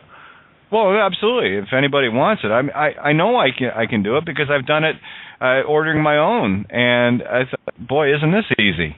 All I have to do is punch in the right letters and I just need my mom's name, my dad's name. If anybody wants to order my birth certificate, go ahead. Here it is. Here's the information if you want to order it, to prove that you can be me if you want. Well, not me. You'll be that name, but I'll tell you, here it is. All you have to do is go to... Seriously, I'm going to give you guys the information. If you want to order the damn thing, go ahead and knock yourself out. All it's going to do is prove to you that even your own birth certificate is fraud. So my dad's name is Wilfred William Thompson. My mom's name is Pauline Annabelle Thompson, born, maiden name, Cochrane, Cochrne. My birthplace is Belfast, Northern Ireland. On June 15th, 1964. And the birth name that you'll be looking for, the ship, the fictitious Admiralty ship in their fleet that I sank long ago, is Wilfred Keith Thompson. So you can put all that information in. If you get a credit card or whatever, PayPal, you can order that fucker online. I gave you all the information you need to procure the information to get a birth certificate and start creating all sorts of fucking ID that is completely nonsense, legal, fiction, dead, got nothing to do with me. And go ahead, prove it to yourself. It's going to cost you, if you're in North America, it will cost you about $120, $140 to get it. So if you're willing to pay the price, you can take over that identification if you want. And like I said, all I need from anybody is their mom, dad, mom's maiden name, place of birth, date of birth, and the name that the child, quote, was falsely registered in. So if you want any more proof than that, knock yourself out. But I put my money where my mouth is. I know I've done it many times. So there it is in a nutshell. So who the fuck are you? Who can you claim to be? You can claim to be one of 7.3. Hell, you can claim to be me if you want, but you can't, because I am me. I don't have a legal name. I'm not spiritually joined to any of this shit, right? And this was the one piece of the puzzle I knew I had to attain and hold, and I will not give this puppy up. Sorry, until death do us part, baby. I'm good to go. I'm holding this piece. You got your own pieces, but this one I'm holding for humanity. And I know that I'm holding it for humanity because I am humanity. Why would I commit a crime against myself? So that's why I stand in truth, because everything that I do that isn't standing in truth, I'm harming humanity. I will not do that. The next child that dies will not be my fault. I am not joiner to a system using the whore of Babylon commerce, not using banks, not using ID, not using any of their shit. Okay? The spiritual contracts are broken. It's done. It is done. So mote it be, so mote it be, so mote it be. So you want to challenge jurisdiction with me? Knock yourself out, and I'll prove you're dead every single fucking time. And guess what? You don't have a voice. If you're dead legal, I'm the living witness. I'll speak, and you can't say a word. This world to me is like a graveyard, and I'm one of the few voices standing in the middle of the graveyard able to speak. Everyone else, you can go into a courtroom and fight jurisdiction all day long, and they're going to be licking their chops, sucking all the fucking energy out of you because you're playing in their little matrix. You are owned lock, stock, barrel. Your soul is getting drained. You are committing spiritual fucking suicide. Have I made it clear? Have I said it clear enough? Go ahead. I can walk into any court and argue jurisdiction all day long. I can say, yeah, well, the mayor didn't do this and didn't do that, didn't have jurisdiction going outside. They changed jurisdictions here. You don't have jurisdiction on that. It's all bullshit. Every ounce of it is bullshit, and it's designed to keep your left brain going chitter, chitter, chatter, chatter, chitter, chitter, monkey whisperer. You're the monkey whisperer, so go ahead, monkey whisperer. I don't talk to monkeys anymore. I like hanging out with human beings personally. A lot more fun. There's really only two questions to ask in a courtroom when you walk in there to defend yourself. Well, you don't have to defend yourself if you're living. Well, to defend your property that they're attacking, should they be attacking your property? Right. And that is, A, looking at the prosecutor who's attacking you, who the fuck are you? And B, what the fuck is your authority in this matter? I see. You're still playing the game, though, Rob. That's what I'm getting at. You're still challenging, right? I don't challenge jurisdiction because I'm not in there. I have mine. I don't need to challenge my jurisdiction. I'm alive. They're dead. I'm good with that, and that's why you will not get approached. You fall off the radar. And if you're looking for property, I've got things listen. My game right now is to just keep putting it out there in the ether and watch my lateral timeline change where it will be dropped in my lap. I don't have to fight for what is mine. Truth is what it is. You don't need to fight for truth. You just need to accept it. Well, your body is yours.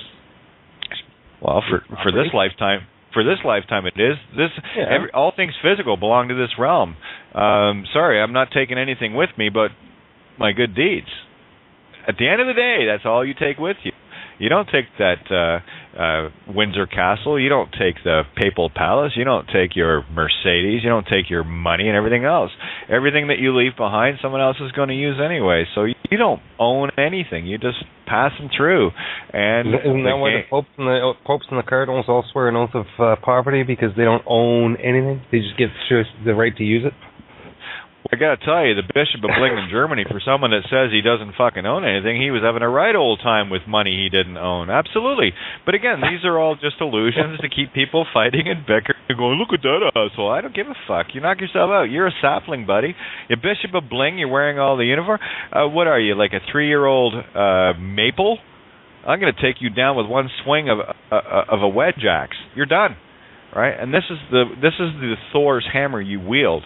I wield an axe of truth. I wield an axe on stage, and I wield an axe of truth. And look at that axe.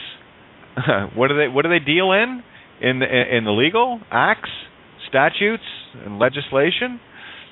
Yeah. Lega from legitimate law shun. Legitimate law shun. That's what legislation is. Phonics, baby. It's all in the words. All you got to do is see it, but you got to let go of the left brain. You got to let it go. The only thing I use my left brain for is my Virgoan moon. I analyze it. That's it. I don't analyze it. I analyze it. Okay? I'm not looking out my ass anymore. You know what I'm saying? I use both eyes on my head instead of the one, in my backside. That's how it works, right? Speako toothless one indeed.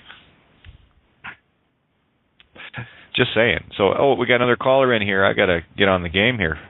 Area code 440. Let's bring everybody in here and see who else.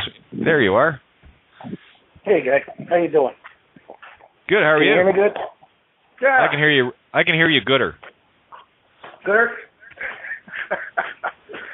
Oh, I ran across you a little bit ago. Thanks for everything you did for Nikki.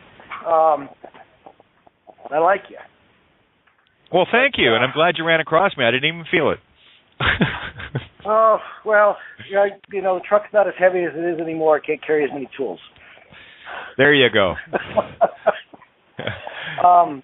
About 20, because you guys are getting all into the, evil and good stuff. About 20 years ago, downloaded some stuff, and the terminology is wrong, but the ability to see both evil and good, or good or evil, however you want, and view both with compassion,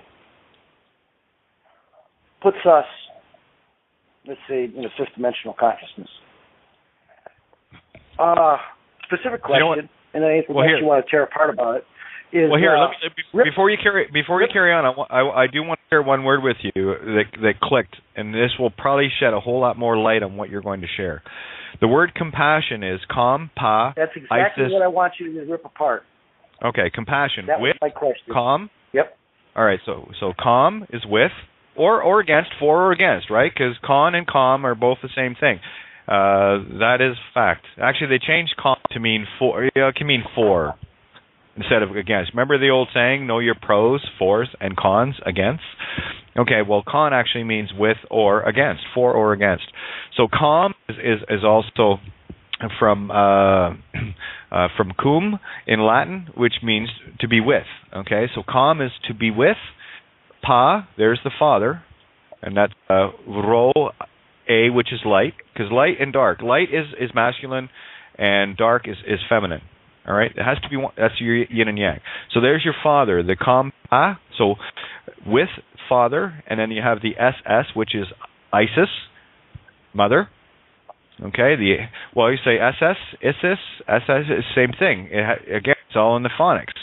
And then, of course, Ion, Io being the goddess of creation, and Ion being energy, and the Io, N means it's mine, the goddess of creation, mine. So it is a complete, what it's saying is with Mother, Father, creation, mine. That's what compassion means. Does that cover it for you? Shits and giggles, man. Shits and giggles. Shits and giggles, absolutely. And Lynn, I haven't forgot about you. Did you get your book? Yeah, it took me a second to unmute as usual. That's okay. No, I can kind of feel you there. What am I going to say the death card? Okay, I will start with the symbolism. We'll go from there. The symbolism of the the symbolism of the skeleton is undoubtedly connected to mourning and death, and yet it presents, on closer reading, other interesting hints that intertwine with the numerous meanings of this card. The skeleton is made up of bones, which, because they survive the dissolution of the flesh, are the human body's longest-lasting element. Symbolically, then, the skeleton assumes meanings of resistance, stability in the most adverse conditions. The bones contain the bone marrow, and symbolically, this can be compared with the seed's ability to contain the germ of new life, being born again. In fact, in some traditions, a man undergoing particular initiating tests was portrayed as a human figure with a visible bone structure, a real skeleton. The symbolic meaning can also be found in alchemical language, where the skeleton announces the rebirth that follows transformation. The rose with 5 petals is a symbol connected to the esoteric iconography. That's not coming out right.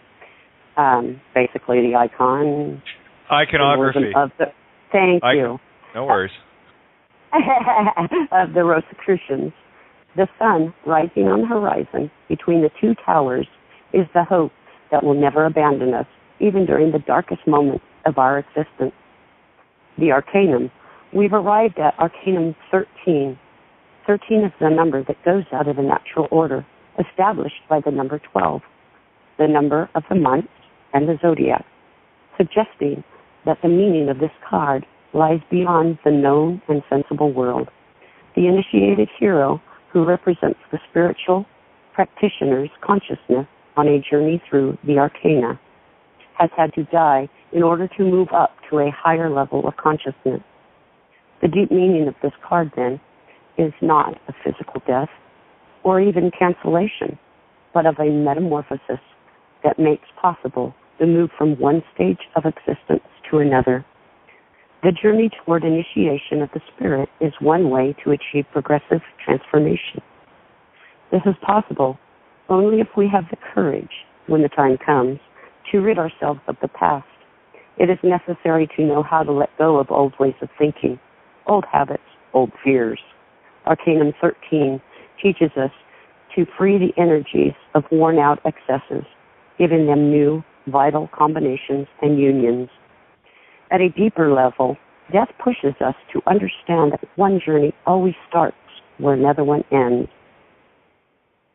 Understanding this, we will feel that nothing is ever really lost, and so we shouldn't hold on to anything. In learning how to die, we discover the secret of life, living fully without fear. The meaning of this card is less terrifying than it appears.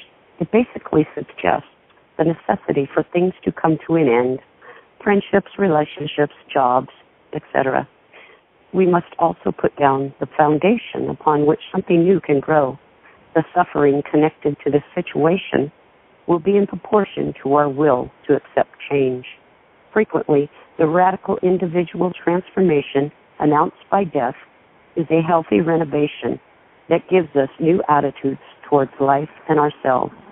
On a deeper level, we realize that we don't need to hold on to anything because nothing is really ever lost.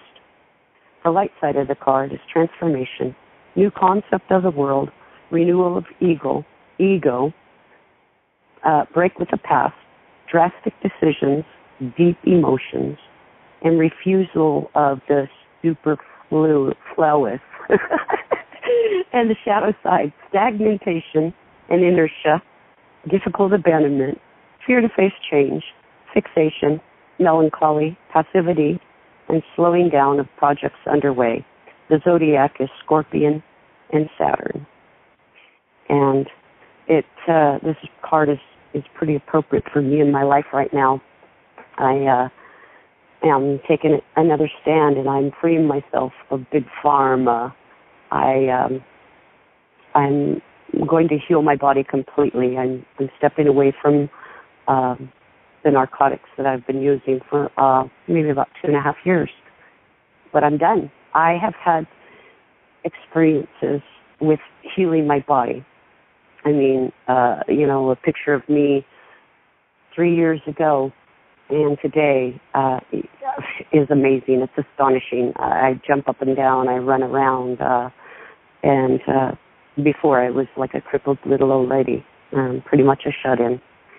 And I've looked at this as a positive thing because it really kind of did help me to, it helped to improve the quality of my life for a spell, as I've been able to think better, as chronic pain is just crazy making stuff, and I didn't think appropriately. And so in this process of learning to love myself, I've healed so much of the pain that I carried. And now I'm just ready for complete and total healing because I know that I can do this. You know, what did Christ say? Looky, looky what I can do. Well, guess what? So can you. So can even I. more so. Yeah. Woo-woo. Exactly. So, and what a great, what a description of the death card and what it represents. And again, we have the choice. How are we looking at it? Are we looking at it from a fallen angle or a risen angle? Right? That's the reason why the ancient scales started at Fa, right? Fallen angle or fallen angel, and why the culmination is love, the risen angel or the risen angle, right angle, ritual, R-I-T-E angle, which is Ra, the note of love. And this is why we have to be the light of God within. We are sons and stars of God. You're the star in your own movie. So, isn't it funny how that just all lined up there? The lowest note being Fa, the highest being Ra. Well, we fell far below the Fa, didn't we? We fell all the way down to money, Do. And we had to see the ray of light to find ourselves, the me. then we became the fallen angels, right? So, well, what you sow, so shall you reap. Law, well, we kind of fell for that one too, didn't we? The Law Society, and the only one that defeats that is T, the cross you bear, B-A-R-E, the cross you lay bare. That is the note of love. And that's when you come through the culmination. And isn't it also just a coincidence that Scorpio and Sagittarius are involved with that card? And, of course, here we are in Capricorn. And, Santo, I think you can confirm for me what Capricorn rules. It rules the skeletal system, yes, the very foundation of the human body. Have we made it to the core or what? Yes. Yep. And it's Pluto's been there for about since 2007, actually. He'll be there till, 2022, I think. Another 16 or 17 more years, transforming the bones of the Roman world, or rather, the bones of the Earth and her world. In other words, what is she going to tolerate? Is she going to tolerate so much solid structure on this planet, or is she going to dissolve those structures? Because you see, our bodies, as they go through the fall from the golden through the silver and bronze and iron, only in the Iron Age do we have bones. In the Bronze Age, this gets turned into cartilage, I believe. And so we are being transformed, folks. You better get ready for it, because bones will be a thing of the past. You know, that's only the Iron Age. Wow. Yeah, cartilage sounds an awful lot like Carthage, doesn't it? Sure does. Yeah. What are the odds of that happening? Now, listen, we got just under 11 minutes, just over 10 minutes here. We'll roll this on for a bit more. 440, open your mic again. It was just really noisy in the background. So if you could, that'd be great. Just make sure that there's no banging and clanging and whatever. And to continue your thoughts that you're having. Oh, I thought that was it for me. No, the mics. I leave the mics open for everyone. So and thank you for reminding me to remind everyone. Everyone that puts their hand up, their mic gets open and it stays open, unless, of course, there's lots of banging and clanging in the background. So, no, this is an open table. This is your table. Why would you come up to it and not be welcome, you see? Yeah, because I was drinking, carrying on, being a comedian. Oh, there you go. All right, looks like somebody's celebrating. Well, next time if I do this, I'll just push one. I'm still working. There you go. So next time I do this, I just push one, right? Yep. And then shut my own mic off? Okay. So that also takes me out of the queue. I thought I was done and gone. No. I had some other thoughts after you said something about that, and now it's pretty much enough to ruminate on. I guess the phonetics is not new, but as involved as you've got it, and as masterful as you pull it through, takes me a little while to keep it. Well, I tell you, I am the mother of creation. This is what I got out of how you rip compassion apart. But I wanted your take on it. We all do the same thing, and as I'm pondering my own life in darkness and light, as you would say, and the going beyond that, which is back, like back in the 90s, late 80s. I'm an old fart. These are the things that come through, and at that time especially, there was nothing else out there. It was just my thought alone. I never heard it, spoke of it, or had anyone else speak of it, even in discussion. It's only now that these things are starting to come forward, especially on the airways like this. It's nice. It's been a long time. No, I totally agree. And again, let's take it right down to the electric magnetic, right? That is masculine and feminine working in unison, because one can create the other can create the one, right? They mimic each other. So SS ion is with electric magnetic creation mind. That's what it means. It means you are creating the reality. you are in a state of compassion, that's where you create. That is your present moment of now to create within. When you can find that beautiful 0 point, the neutral point, the neutral zone, that's where your true heart intent manifests. So step into your vortex, step into your vibration, and be. And isn't it also interesting that the 13, as I've been saying for a long time, is also the capital letter B separated. What we're doing now, in order to be, we have to become the 13th warrior, then can join the 1 and the backwards 3 together to create the reality of being.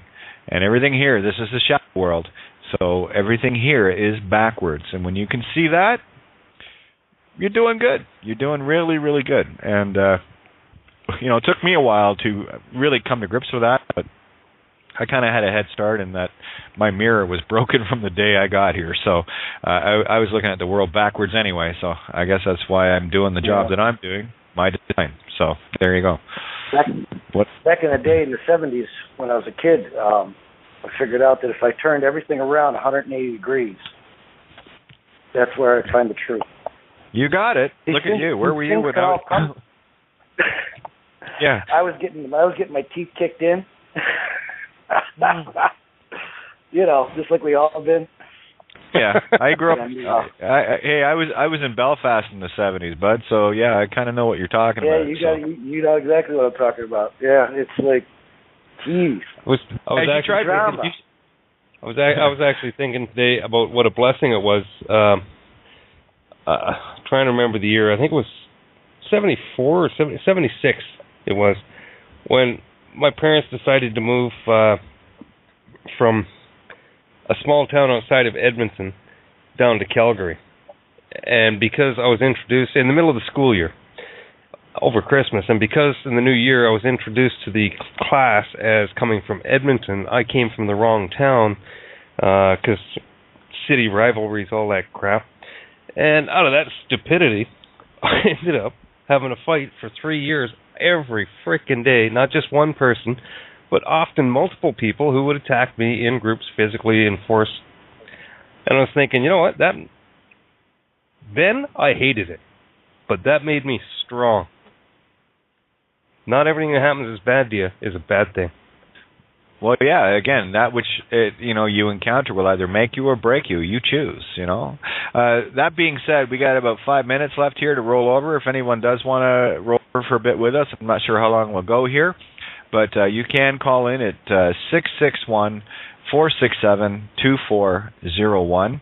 And, of course, if you're listening on the Blog Talk page, you can refresh the page to see the Skype button. Click on that, follow your nose. It'll bring you to the board. And great big thank you to Paul Giovanni. See what you created? Created the literal critical mass table. What are the odds of that? Apparently 100%.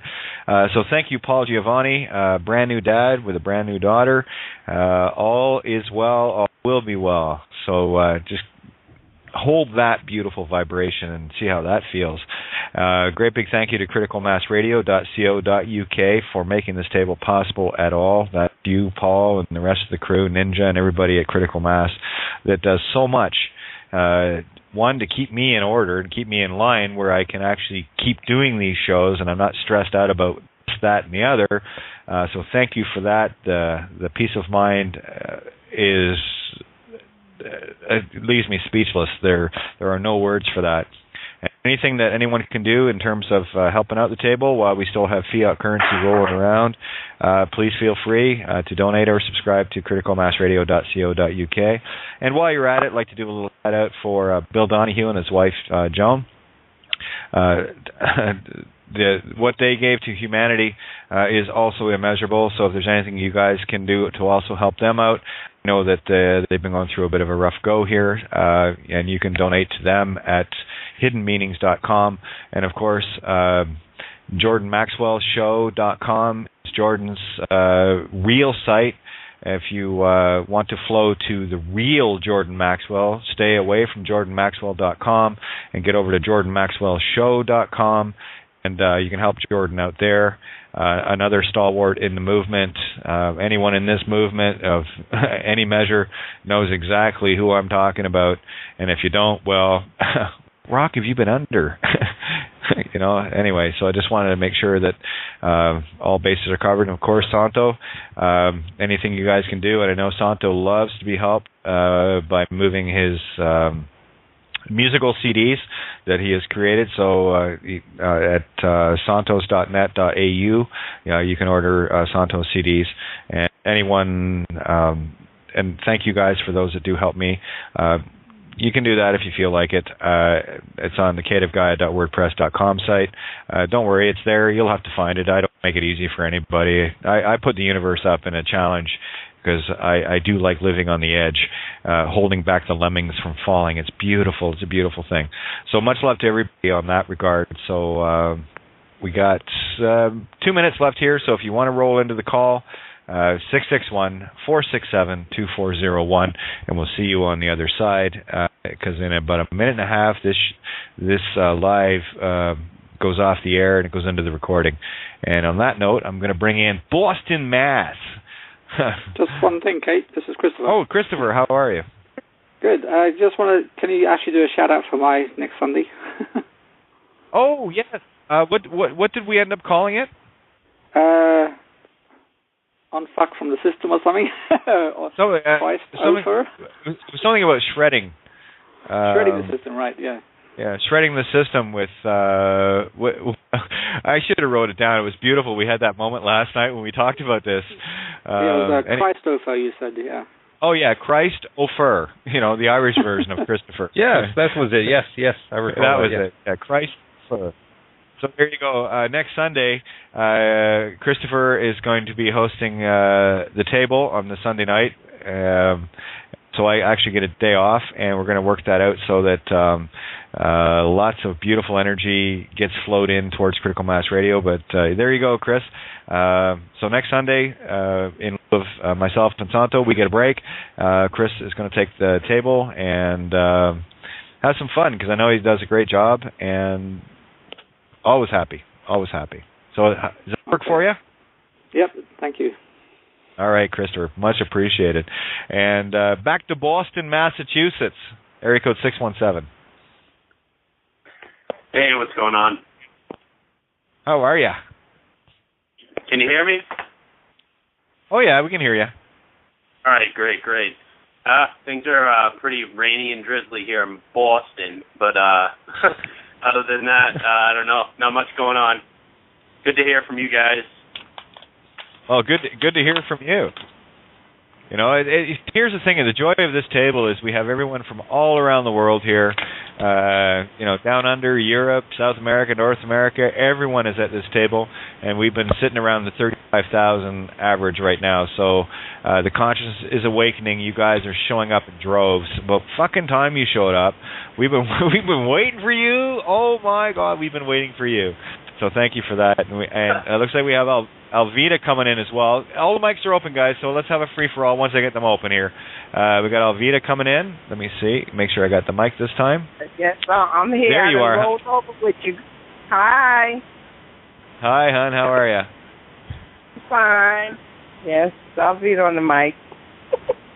Right on. It's always good to have your voice. My sister from another mother, baby. What, Alvita?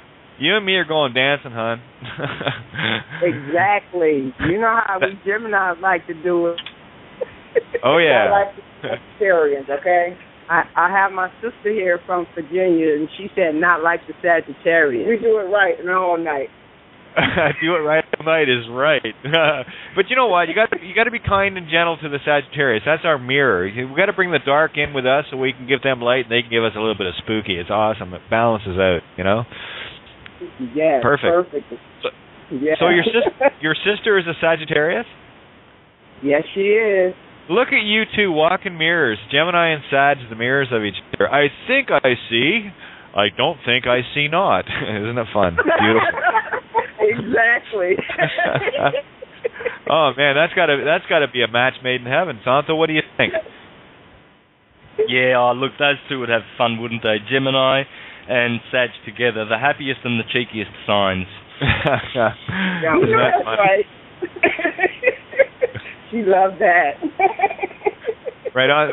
So does this other sister I have a name? Tapping. What's her name? Tapping. Tap? Okay, it's a bad connection. Kathy. Oh, Kathy. That's what I thought I heard. I thought I heard my name. Yes, your name. I told you. See, we just hanging together in sync. What a coincidence that I'm actually your sister from another mother. And yeah. And she says, Kathy, wow, what are the odds of that? Pretty good, apparently, 100%. Yeah. Sister from another mister, as my friend Richard puts so eloquently. Perfect. Oh. We both like, oh. Brother from another mother, sister from another mister. You gotta love it. Oh, yeah.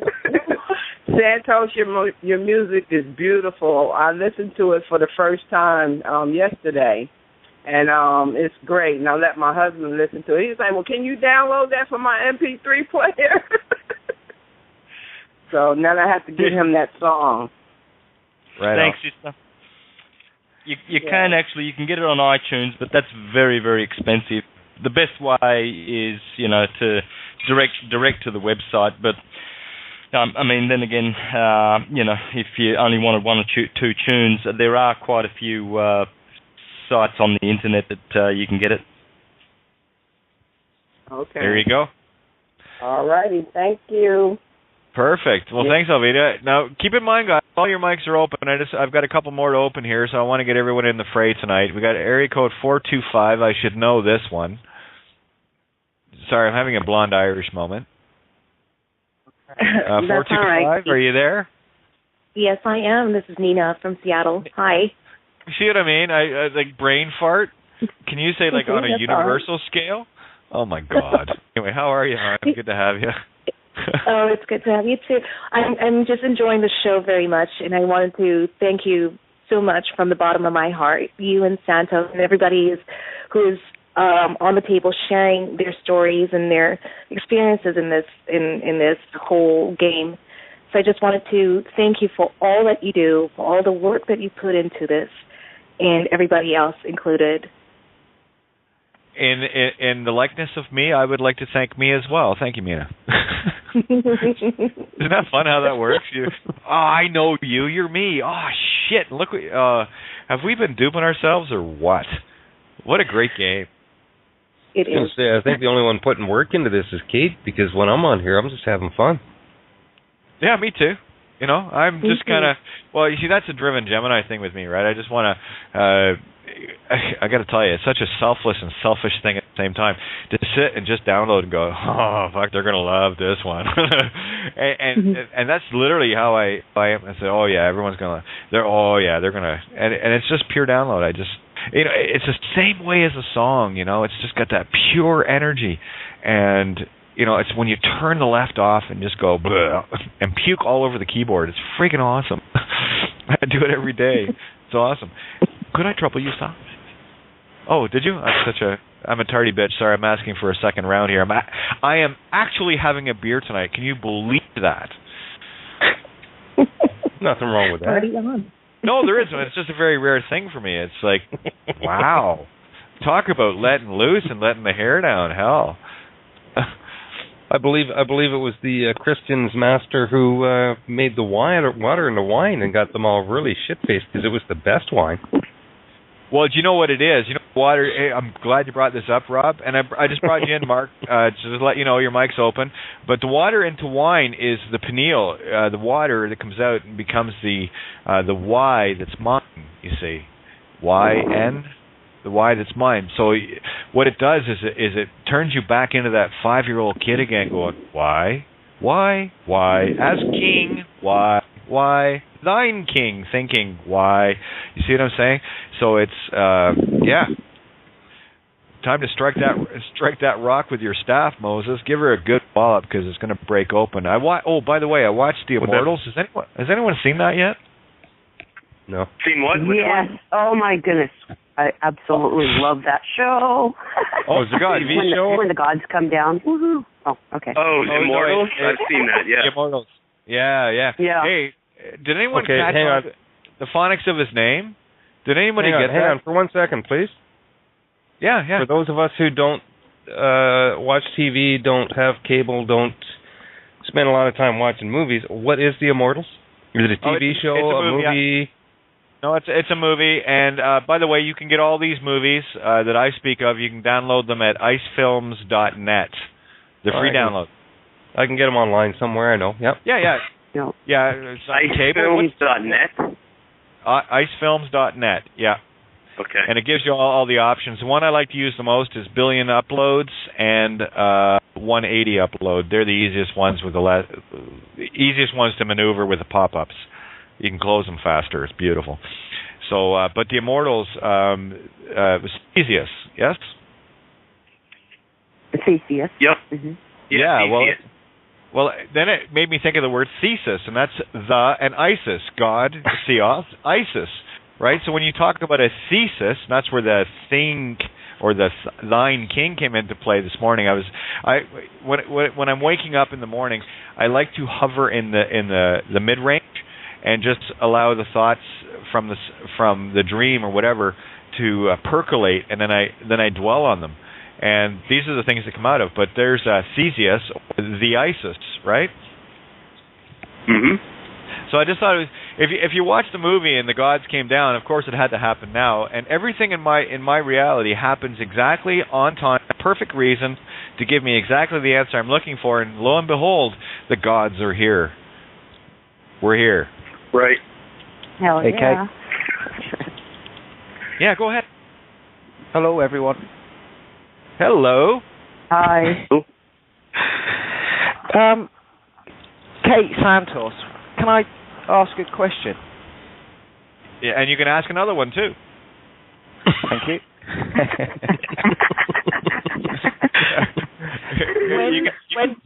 You can tell the stalwarts at the table. Yeah. Can I ask a question? You just did. Ask me another one. Go ahead. What was the moment when you guys had your aha moment? Oh, Santo, I'll let you go on that one first. I'm going to ponder this one. Well, it all happened in series. I didn't have one aha moment. I just kept at it. I knew that I would get to the bottom of all things eventually. I knew that they wouldn't elude me forever. And so probably when my first trips to Japan, 2004, 2005, that opened my eyes because I was still lingering around with the Jehovah's Witnesses, although I was very, very disillusioned, and I knew that there was much, much more going on. Much, much more. I could start seeing through their hypocrisy and everything, and I was just too enlightened to hang around there. I'm amazed that I just stayed there for so long, really. I should have been out of there 10 years earlier. But it all started when I started allowing myself to read, freely, think freely, and allow the thoughts to flow. And then I started realizing the astro-theological nature of theology.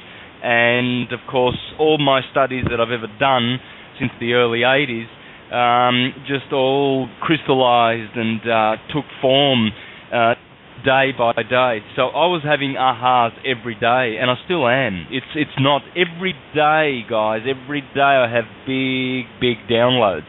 I mean, the massive downloads, And so I know how Kate feels when Kate talks about this. For me, it's been 7-8 years straight of absolute bliss, where the top of my head just totally connected to source and to cause, and I'm allowing all things and all knowledge to pass through me.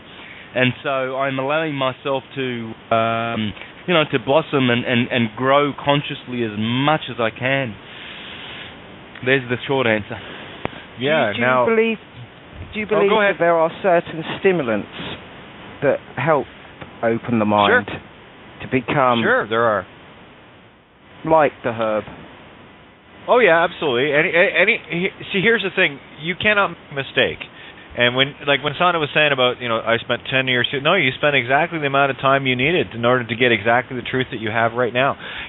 Not one of you out there have ever made one mistake in your life. You have the perception of it based on the illusion of how this game is played. However, I assure you, everything you did was absolutely perfect because you're sitting here with us right now.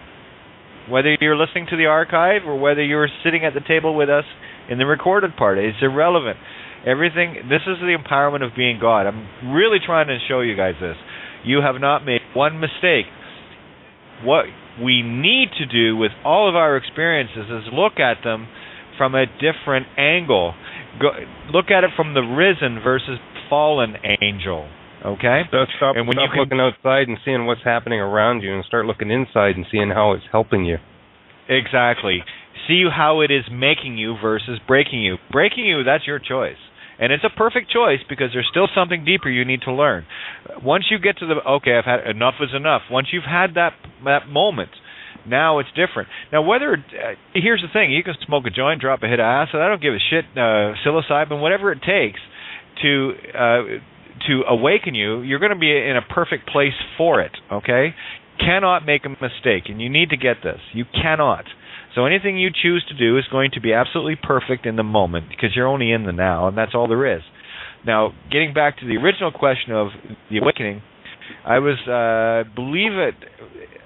I'm looking back at it, would have been in the summer of 1969. I was 5 years old, and I'd been in. We came here to Canada in 1967. I guess I was 3 or whatever. About almost 3. But I remember Mom and Dad used to like, traveling from Guelph down to Detroit and to go shopping. That's back in the days when the Canadian dollar was worth more than the U.S. dollar. And, of course, we know what that all means now, but whatever. And they used to go down and they liked to go into these different shopping malls because it was big there. We didn't have much up here in Canada in that regards. And I remember there was a playground inside the mall itself, and where my sister and I could hang out, play. And Mom and Dad go off and do shopping, and it was supervised, whatever. And I remember there was a climber, and there was 3 or 4 kids on it. I remember looking up at them. This was my moment. I remember looking up at them, and I said, they don't know that I'm not from here.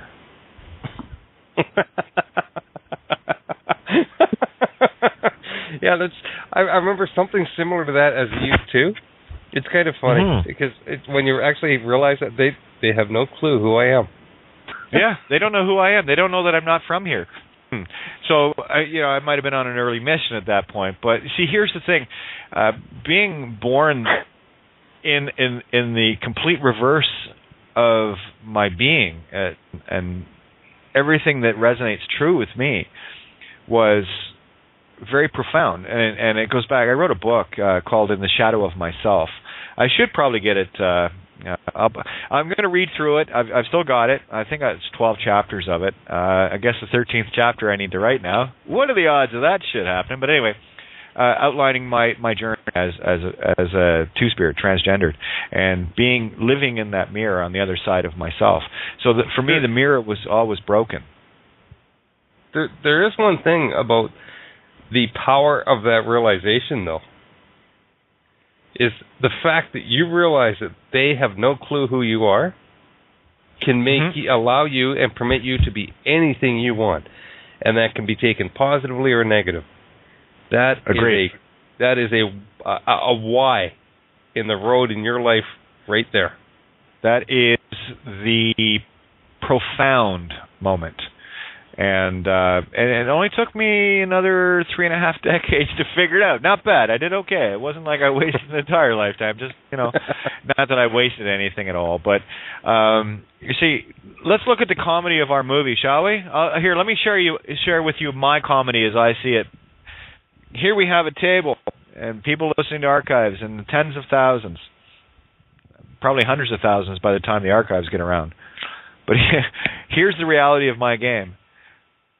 If I was God, and I am, where the hell would I hide the truth in the most ridiculous place where people are going to have a hell of a time trying to believe it or comprehend it, let alone the individual that is going to have to try and deliver this message, and people are going to have to try and take them seriously. Oh, I know, I'll stick it in a mouthy tranny from Ireland. Fuck, what are the odds of that happening? So when you start seeing the comedy, when you start seeing the absolute mirror of what we deem in normal, quote unquote, normal society, everything about me flies in the face of that normal reality. So for me, that is a perfect place to hide it, because only those with the eyes to see and the ears to hear will ever find it. So welcome to the table, all of you mighty oaks. Thank you for being able to take the axe swings as hard as you have, and thank you for standing, never yielding in the hurricane winds that you have endured. You have bent, but you have never broken. Take a bow. Yeah. A B-O-U-G-H. Take a bow. It's yours. It always was. It always will be. Rockabye baby on the treetops indeed. That's pretty deep. I'm kind of known for that shit. I don't know why, but whatever. I got to get my guitar out, man. I'm telling you, it's like got to write some songs again. I like writing funny songs. Anyway, you see what I mean about the comedy though, and you know what it means to lighten up. Like, everybody lighten up, and I mean that in the literal and the allegorical sense. As for the question about reaching the higher consciousness through other means, the artificial means like cannabis, LSD, psilocybin, etc. These are artificial, but yes, they are a means of accessing the higher dimensions and bringing back wonderful information. And probably the king of them all would have to be DMT, if you can get your hands on some good DMT, because you can get deeper insights that you'll get on LSD, on DMT, and it only lasts a half an hour. So you're not you're not sitting there for 12 hours. You're not committed. Hours. You're not committed to look at the rainbows. That kind of You're gonna get it. It's kind of like the taxi versus the bus. I think guys, they're like and fools, believe me, all you need to remember with DMT or any of the sacred plants is to breathe. When you breathe, you can change the dimension that you're on. And with DMT, you got to watch out. You got to watch out if you start getting, perhaps if it starts getting scary. Just remember to breathe. What you will hear constantly is the Om. There is a little Om sound, and it's an artificial, but it is the same. It's tuned to our solar Om. No, rest assured that it is exactly the same, but artificially induced, of course, through this DMT. And you will hear an octave of Om all through the experience. And what you can do is, flip through the dimensions by breathing. Learn how to breathe. And what you will do is you will know who you are. It's very much like ayahuasca. So you don't want to go through all the disgusting taste and the 12 hours of going on and on and on and on, seeing these marvelous dimensions. It's very, very tiring, really. That's what I think. That's why DMT would have to be the king. I have a question about DMT. Yep. Yeah. Oh, go ahead. I was going to suggest, if you want just the quick 5-10 minute version of DMT in a mind blast, Salvia Divinorum.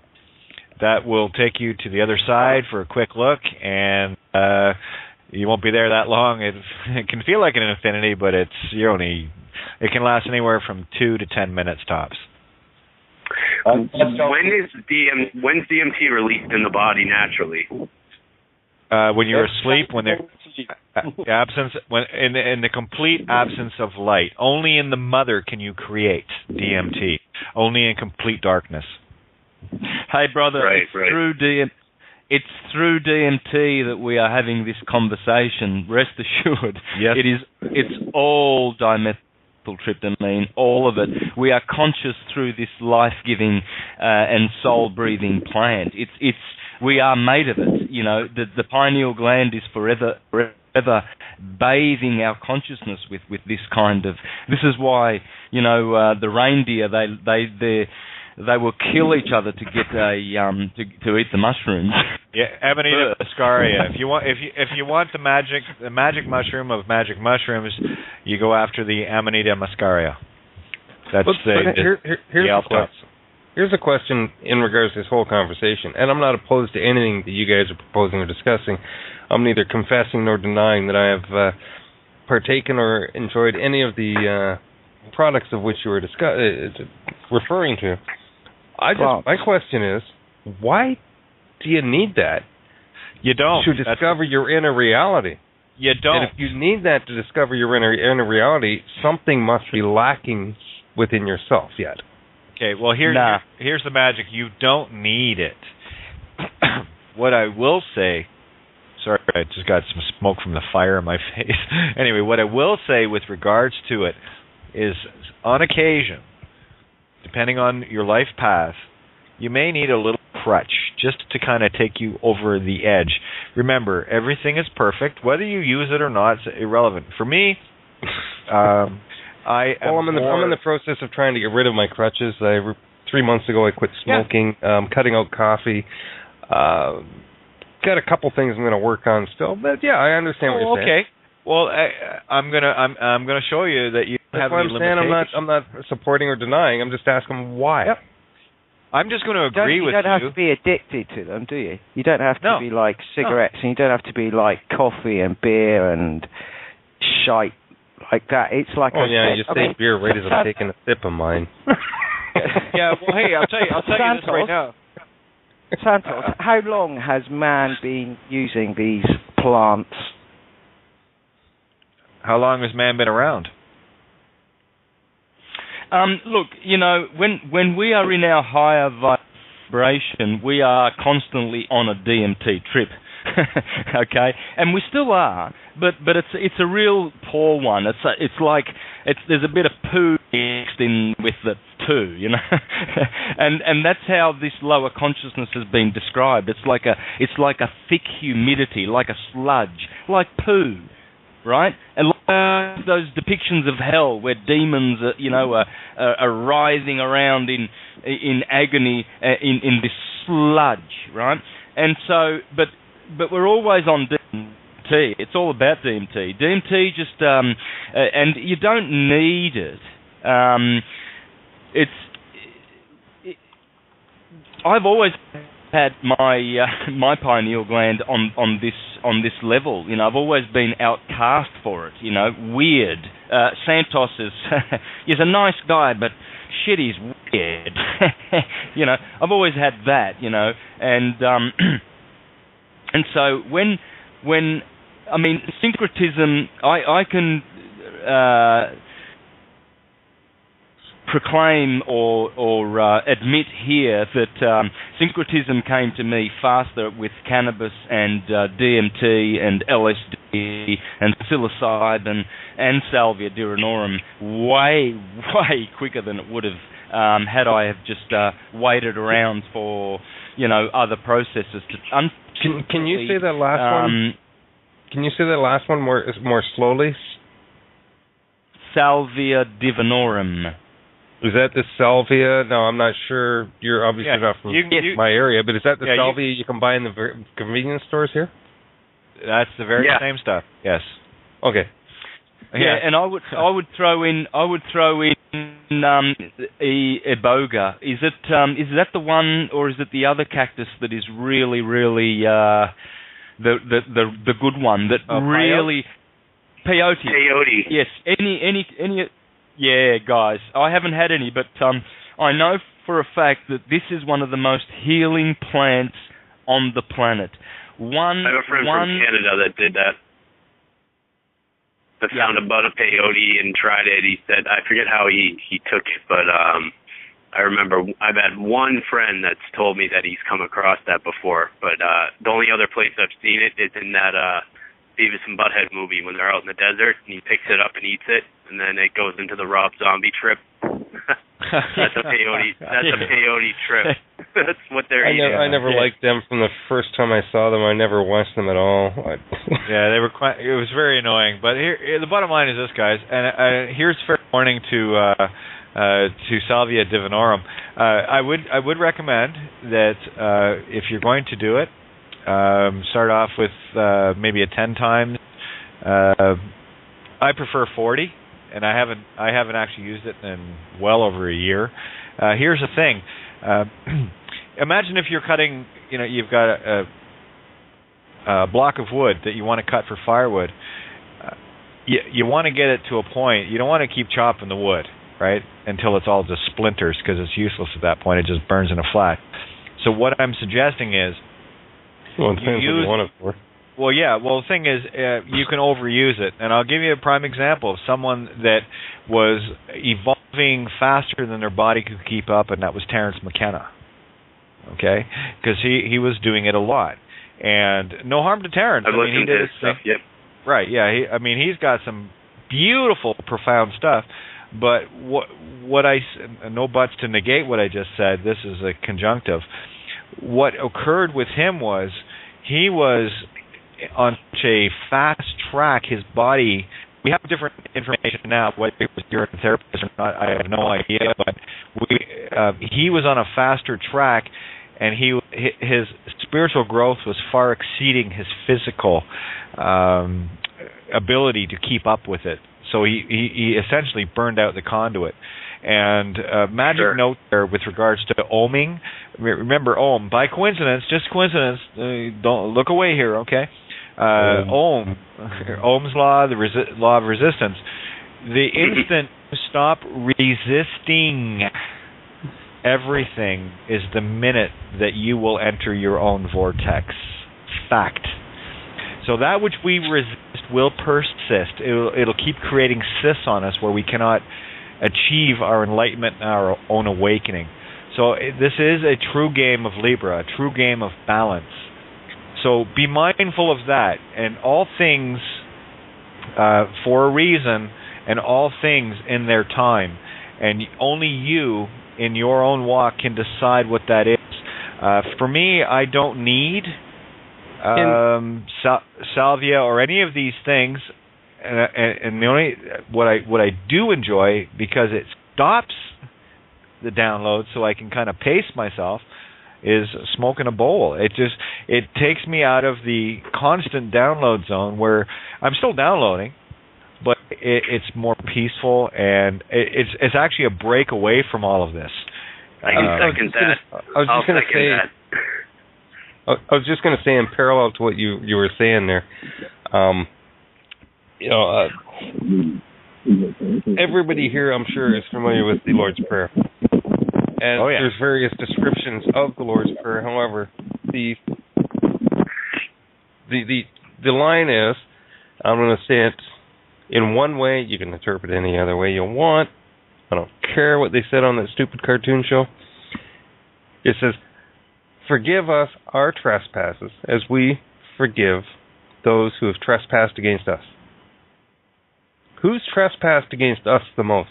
Okay, let's look at the word forgive first, okay? Remember, forgive, as we know it, has a definition of, telling someone they're off the hook. But no, what forgive is actually saying, there's your quad, the 1111. That's your catch-22, quad nature, master number 22. So, and also 4 is to give out, right? So forgive. What you're saying when you're forgiving is you're giving back the steaming pile of dog shit or the gleaming pile of gold. That's what it means to forgive. So it is not in the sense that religions have indoctrinated people of, I forgive you, which says no consequence for your action, you're let off the hook. No, that is in complete defiance of the golden. Right, that's in complete defiance of natural law. Okay, so if someone trespasses against you, you forgive it back. It's not that you do the act, you just give it back in the intention. I don't need your steaming pile of dog shit. Thank you anyway. I'll keep my own gamete interfallopian transfer, my own gifts, And the gifts that I give out are the very ones that I want. How many times have you given someone a gift that you wish you were keeping for yourself? And that's exactly where we need to be. Those things that we give out are the things we want most ourselves. And when we get to that point, now we're in an elevated... That's what that phrase actually says. Yes. That's what that phrase actually says. Forgive us our trespasses, we forgive those who trespass against us. Right. Mutual interaction, mutual respect, mutual tolerance. Co-creation. Let's treat each other like each other, the way we want to be treated. Yeah. That's what that whole fucking sentence says, and everybody loses that.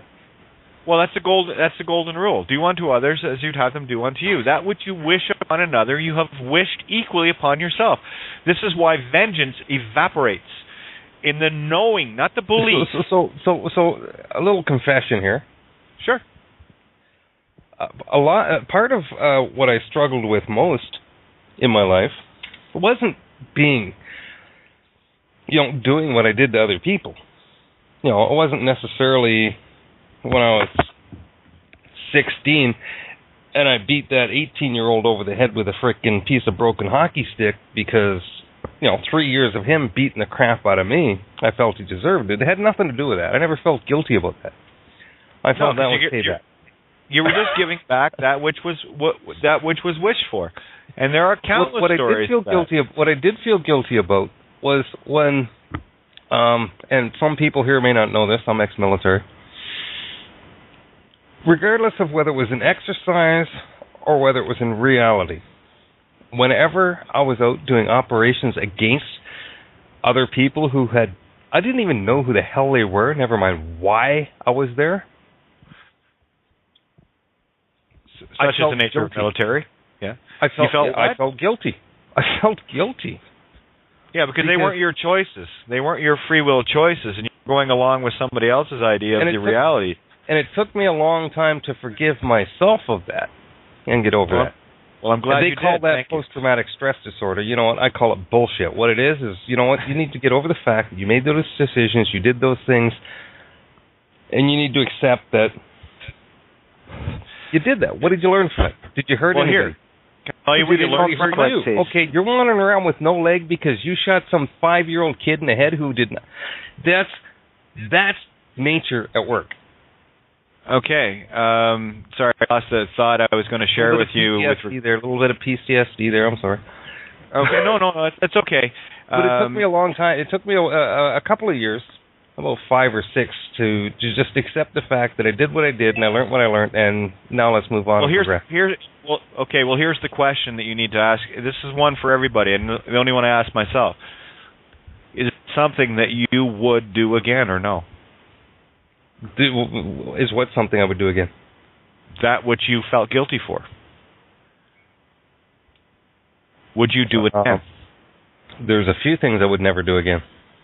Okay, there you go. There's your answer. That means you learned your lesson. See, the mirror works in a very simple way. I would never get married again. I would never, I would never join the military again. I would never. There's lots of things I would never do again. But at the same time, looking back retrospectively, all of the choices you made, Rob, were perfect. Okay, they've made me the intelligent, educated person that I am today. And I'm not necessarily perfect, but they've made me who I am today. And I don't hate who I am today, if that makes any difference. Well, you made who you are today by the aware choices that you made. I don't give this to any. I am co-creation only based on the fact that I chose to do the things I do and to choose the things I would never do again. That is the lesson with an E, L-E-S-S-E-N. That is the make less of. And what you've learned in that experience was the experience. And no guilt. See, here's the thing. There is no guilt involved with this. This is what destroys religions. The minute you understand that and you make moves to amend that, and here you are sitting at the table trying to awaken humanity. That is the definition of repentance. Right. Well, repentance is to bring back your own mind, right? Re, the light of God, pen, head, T, note of love, ence is mind. That's what it means. It's a change of mind. It's to change the way your state of mind and how you think and how you act. Yes, and you've changed your path. There are two paths you can go by in the long run. You took the right one. And I don't mean to say that the other one is wrong. It depends on the experience that and the level of consciousness that particular being is at. Are they an oak or are they a sapling? We are not going to withstand the hurricanes as a sapling. We can only withstand them as a truly mighty oak. That's why the oak is so symbolic throughout alchemical history, because of what it represents. I think, and I don't know how many people on this call happen to be of non-white origin. I don't know any other way to say that.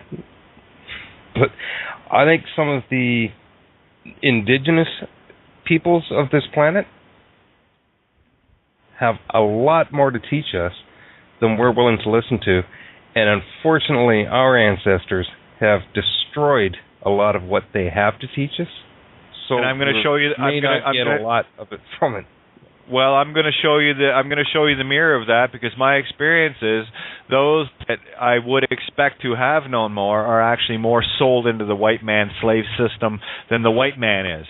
And this is why it takes a dragon to slay one. That's why I'm doing what I'm doing, because we all are one. I don't see color. I don't see culture. I don't see anything except the fact that is just another point of my consciousness from a different perspective that I'm trying to bring into my own reality.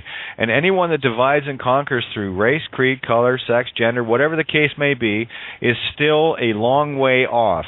You know, I was had a Facebook text from someone regarding something to do with melatonin from non-whites, and this group is very, very strict about making sure that that you have to be like non-white to be part of. You want to talk about a perfect new cage mindset of separation. Sorry, yeah. I've got melatonin. Just because it doesn't show up in my skin as much as it shows up in others doesn't make me any different. And besides that, what the fuck am I worried about? The physical effect. Look at everyone caught in the effects, not being causal. Close your eyes. We in Canada are beginning to come out of that whole native divide and conquer, the red-white separation. We're starting to come out of all of that as the native peoples are starting to appreciate the fact that there are some of us white peoples who were fucking born here by chance, just the same as they were, and we respect them as people just the same as we hope they respect them as people. And here's the only question. We're starting to develop some peace there. Okay, here, Rob. Here's the only question. Right now, the government's got fuck all to do with that. The government. Well, okay, hang on. Here's the only thing that people need to understand. You can define yourself by whatever. Look at that, D5, which means to uncreate. You can uncreate yourself, as in part of the whole, by saying you're from this or that or the other, and maintaining that position. Okay, that's the pure divide and conquer. Or you can simply do, well, I'll tell you what I did, because that's something I wouldn't do any longer. I only reference the fact that I'm Irish because that's where I was born and that's where my game started here. I've been African, I've been Indian, I've been Asian, I've been all of these things. So have you. This is the joke of it all. I reference myself as Irish because my parents told me I am. But right. Well, there you go. Good on you. Okay, fine. They make good stout. And they make good whiskey too. I'm from there, right? But anyway, the point being is this: I would look any one of them square in the eye and says, "What part of being an Earthling did you miss? What fucking part of being part of humanity that you want to separate yourself because of some, status of title, status of being a native, or status of being white, or status of being anything other than simply human? At what point do you think your blood is a different color red?" Let's talk about the basics here.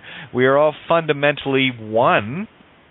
And I can show you two things that make everybody on this planet have something in common. Everyone on this planet has a legal name that gets us trapped in the crown if we choose to step foot in that jurisdiction. And we all bleed red. I guarantee you, if I smack someone upside the head with a shovel, they'll feel it just as bad as I would. So stop being an asshole. Stop thinking that you're something special because you're this, that, and the other flavor of the week, and grow the fuck up and grow a pair. If you need a pair, don't worry. I'll have mine up for donation shortly. You can all bid on them. Okay. The fuck. Here's another aspect of that, and I used to share this with people.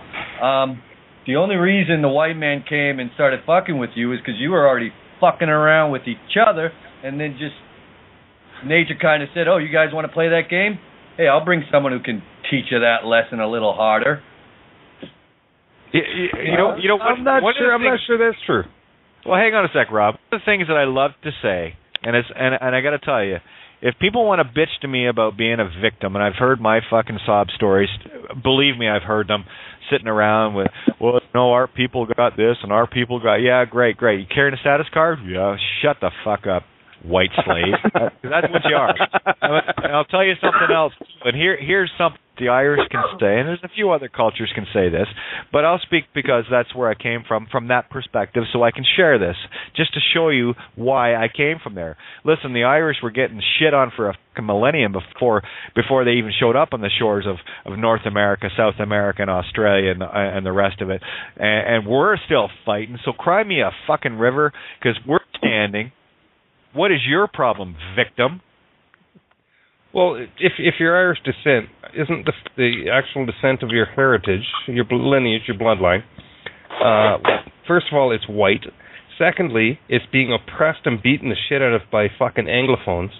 And thirdly, it's trying to fight or flight to survive. Am I wrong in all this? Indigenous. Yeah, we're all indigenous. Earthling. There's been oppression in Ireland from the Irish lords. Yep. Just like there's been oppression everywhere. So everywhere. It's not a sort of nationality sort of thing you need to strike through. All societies face oppression. We all face oppression every day. All of us. That's the point I try to make with these people, and they still cry rivers, and I'm going, grow the fuck up, will you? Give it up and get on with it, you know? Come on. Wet fish in the face, Kate, springs to mind. Well, what's that? Wet fish slap in the face. Yeah, bitch slap with a wet fish. I posted a question on a forum, and I can't remember where it was. It said, I am, from such and such town, such and such county, such and such state, such and such, the USA, North America, Earth, Sol, Milky Way. When the fuck does this end? Right, and nobody ever got back to me as to when the fuck that question ends. And listen, I'll tell you, the only person in this call right now that has any relevance to, in any way, shape, or form, is the astrotheologist that needs a location so you can find your game plan, dopey. Am I right, Santo? Yeah. So that's what you got. You got a reference point. That's it. Oh, I got a more special reference point because I was born here on Earth. No, you got your game plan, your map. Grab your map, start looking at it, start reading it, and get on with your game, you morons. Well, like Douglas Adams says, we're all just naked apes wandering around a fucking planet. What's the matter? Hell, I could have been born in this lifetime, as I have probably in another or two or whatever. I could have been born Punjabi, living in the fucking Himalayas. But my game plan would matter there as much as it matters where I came in at Belfast. If I came in Chicago or if I came in Buenos Aires, it is irrelevant. The only thing relevant is knowing what your angle is so you can play your game. This is the joy of having people like Santos Bonacci at the table. Okay, the continuation of the line, you see. This is the truth that is being kept and held for the rest of humanity.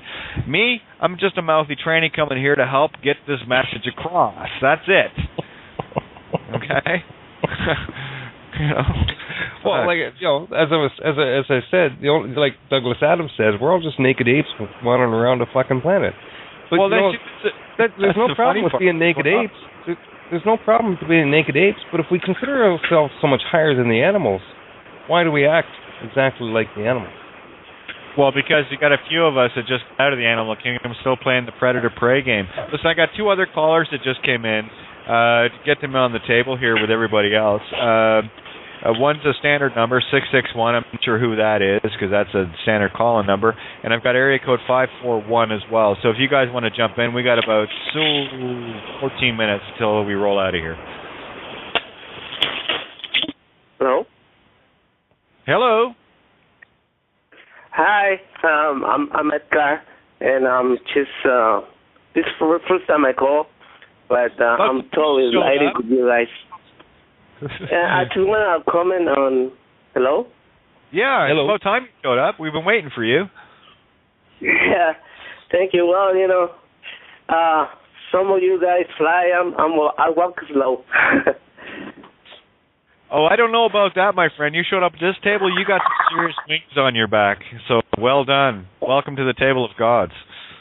Yes, thank you. Appreciate it. But I was going to comment, when I was in Mexico, and all my elder told me that all of us are Indians because all of us follow the sun. So you got it. The mother is following the sun, so everybody's following the sun. We are all Indians. Well, do you know what Indian means? Do you know what Indian means? Here, let me tell you the phonetic, the phonics version, not the literals. Okay. In God, mine. Any questions? In dia and which means in God, mine. In God, mine. I'm Indian. So are you. We're all Indian. You're absolutely right. Do you see that? I love making people right when they show up, and I will make you right every time, and I will show you how you're right. So go ahead. Tell me this polarity right and wrong here. Bullshit. I call that one out every time. No. Yeah, the term Indios. Sorry, just a quickie. The term Indios is what the Spanish called the original inhabitants because they live in God. You know, they don't live on paper. They live in the spirit realm with God, in Dios.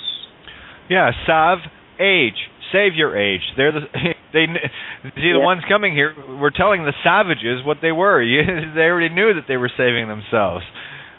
So here's some trinkets. Try those on. Here's some fire water. Drink that. See what you think. You know. and all of us like idiots bought into the bullshit. It's okay. I get the joke. Good one. Can we move on now? When you guys see the joke, go ahead. No, I was just want to thank you, all of you. You're just making my life so bright. Thank you. Well, it's your reality, and you're choosing which one you want to go with. So thank you for showing up at your table finally. About fucking time. And I'm going to say that to everyone that shows up here. Everyone that shows up here. About fucking time. That's yes. Where the hell have you been, all my universe? Every time I've heard you answer a new call, that's what you said. So I thought that was just your fucking standard. It is. It is, because I mean it. It's like any time someone at the Songwriter Cafe came out with a new album, I called it the BFT album. About fucking time you wrote one. About time you put it. The way you said that, you were saying that like now you're going to start doing that. I always heard I've been doing it for a while. Yeah, you know, you're right. I can see. Con se Dios. Yes, I with himself, herself, itself, God, with you. You see. Phonics fun with Kate. Isn't that just a treat? Man, and seriously, guys, can you imagine me on an acid trip? Really? Seriously? I'm never done all acid. Couldn't relate. Oh, it's actually a hell of a lot of fun. Never seen anyone do acid. Couldn't relate. Oh, I'll tell you what, Rob. I'll make sure I find some, drop it, and we'll go and talk, and you're going to see a whole new universe. I promise. Yeah. Well, when I got out of the military, the girlfriend was supposed to set that up and make sure I was safe while I was doing this, but it never happened. All right. Well, then you and me, yeah, you're not too far. I'll see what I can do about finding some. If you want, how many days off am I going to need? You're going to need about 8 hours of real commitment to see you on the other side, and I'll take you on a magic trip. I promise. You better learn how to breathe before you do. Don't worry. I'm actually a good coach when it comes to DMT, because these are tools of the most high order, and you must go into it with purpose. If you go into it just to get high, it's going to mess with you. That's why, when I see these kids doing the DMT stuff and all the rest, I'm going, you take it. It's like handing, like I said, a 5-year-old with a can of gas and a lit lighter just to see what happens. I don't go into anything just to get high. I go into anything just to experience. Purpose. Exactly. You go in with the intent to have an experience, to get something from it. That's the way of the shaman. And you're going on a mission to look, to experience, to see. That's it. It's not about leaving the world and all your woes behind. It's got nothing to do with that. Nothing. And that is the faux pas that people will make. It's just kind of like a reconnaissance trip. Okay. Oh, absolutely it is. Yeah. Go ahead, Mark. Santos, were you just trying to get in then? No, I'm good. I mean, isn't that what we are, modern-day shamans? Yeah, that's it. That's all we are. Yes. We're all shaman. That's it. Well, isn't a shaman just somebody really just somebody who expresses the world in the way they experience it? No, they were special people, and ultimately that's what the Catholic Church tried to destroy right across the globe. But there are pockets from Siberia, Northern Europe, Latin America, Indians, American Indians, Pakistan, India. I acknowledge that. Yes, that's what the Catholic Church tried to destroy. Do you want to know what a shaman is? That a shaman is really just a person, a human being, both those words I don't like. Okay, we only got a couple of minutes. An entity whereby they experience the world around them, they experience the essentials of the universe around them, and they express that. Okay, yeah, Rob, that's great if you want to get into the left brain side of it. But let me share it very simply with you guys. Okay, it is a very simple thing. Let's go phonics. Shaman or shaman. If you want to pronounce it shaman, you can also write it out SHEMAN for shaman. Okay, what it's really saying is a shaman or she-man is one who is in balance with magnetic electric. That's all it is. It is about finding the 0 point.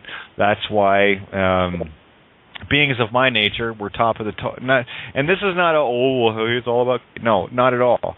I'll tell you, I've had easier games than this one. But let me tell you why they were at the top of the totem. It's because of that balance.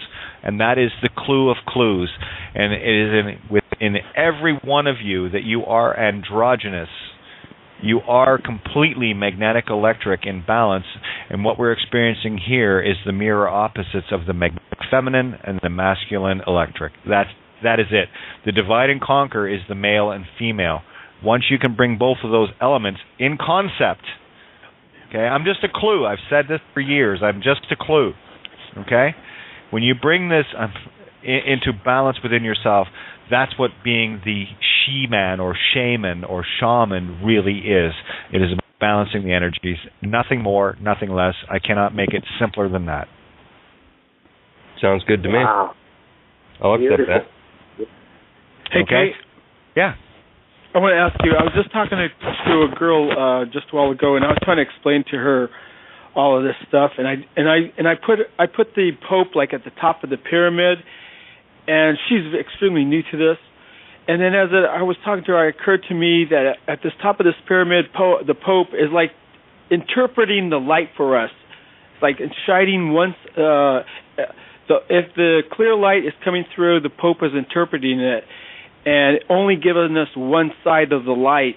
The light is being divided by the Pope. Okay, and, here, let me answer it this way for your girlfriend, okay? I am not. You see, the Pope is me. The Pope is you. The only thing that separates you from the rest of humanity is your choice to be separate.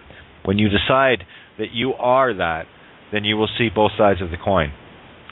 The minute we decide to call somebody something outside of ourselves, something different, is when we've divided and conquered ourselves. You are the Pope. You are the Queen. You are the President. You are all of these entities. You are the reality within your own existence, yes. And that's all you are. Thank you. And everything you will be. And when are you going to take responsibility for being that? That's the only question I've asked myself. Okay, I can take responsibility for that role because it's me. Mm-hmm. So I change my mind, and guess what? Mine gets changed as a result, and I watch it happen in apostolic letters and shit. That's how you do it. That's how you move laterally in the timeline. So now, are you gonna grant some other entity to have authority or control over the ultimate question? That is exactly it. I will not grant another part of me a higher authority over me. Sorry. That is me. Why would I do such a thing? That's kind of schizophrenic, don't you think?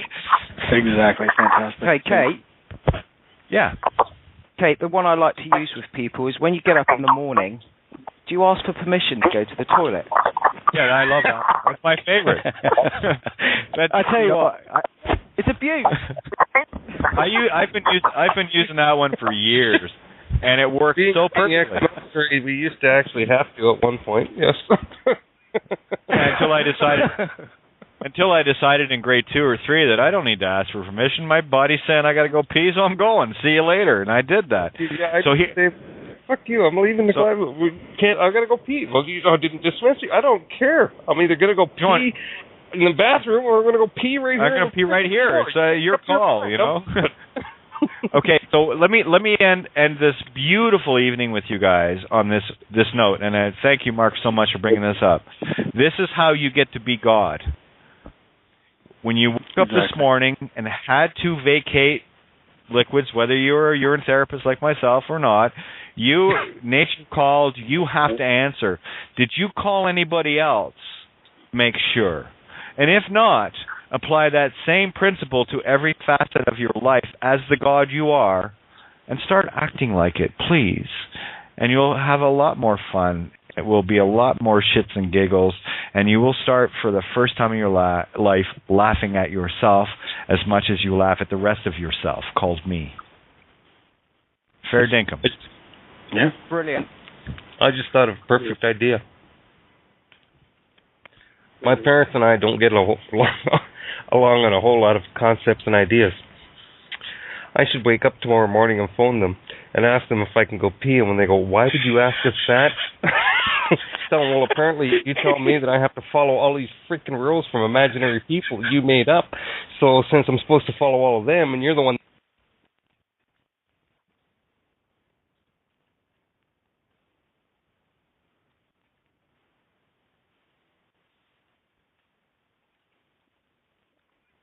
if you will, of none other than Santos Bonacci. It's nice to hear your voice, but we don't do this enough, and I'm so glad I have it. I'm going to play the shit out of it. Sorry, guy, but that's just the way it is with me. When I like something, I play it. So here it is, Santos Bonacci playing Zep Tepi.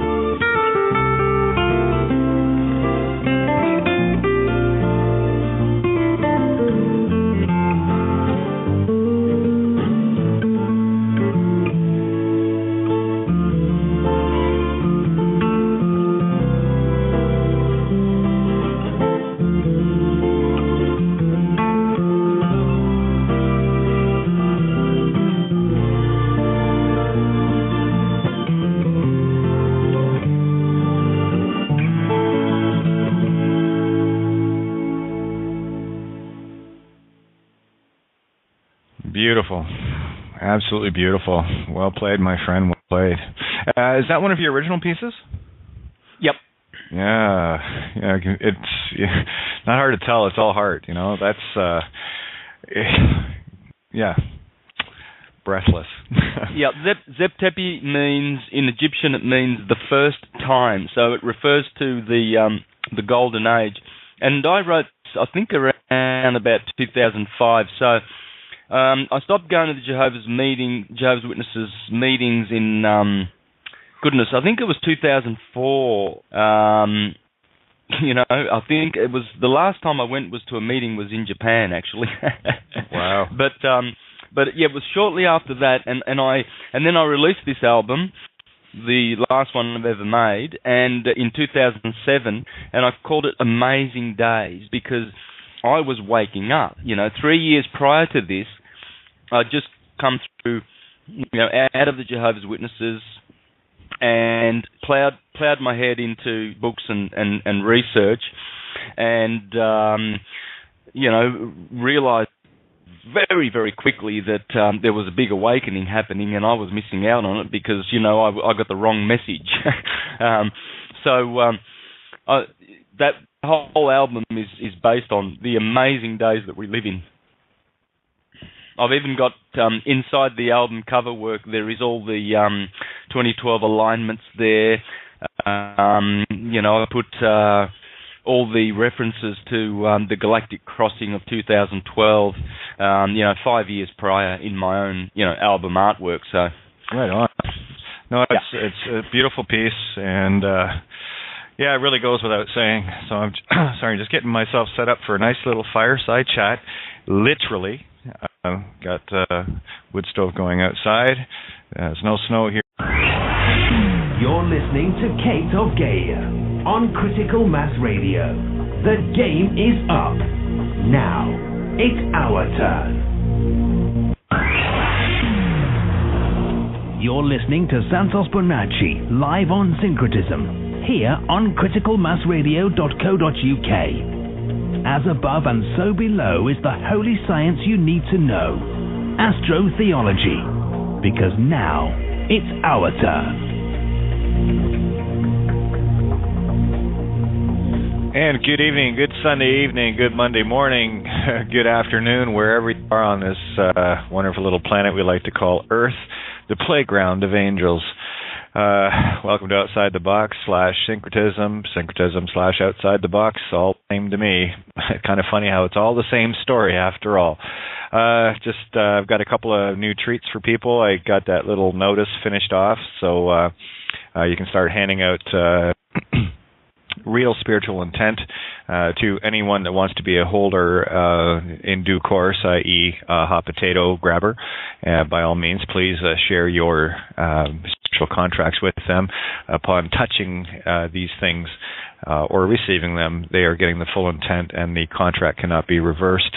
Such is the intent of how and why I wrote it.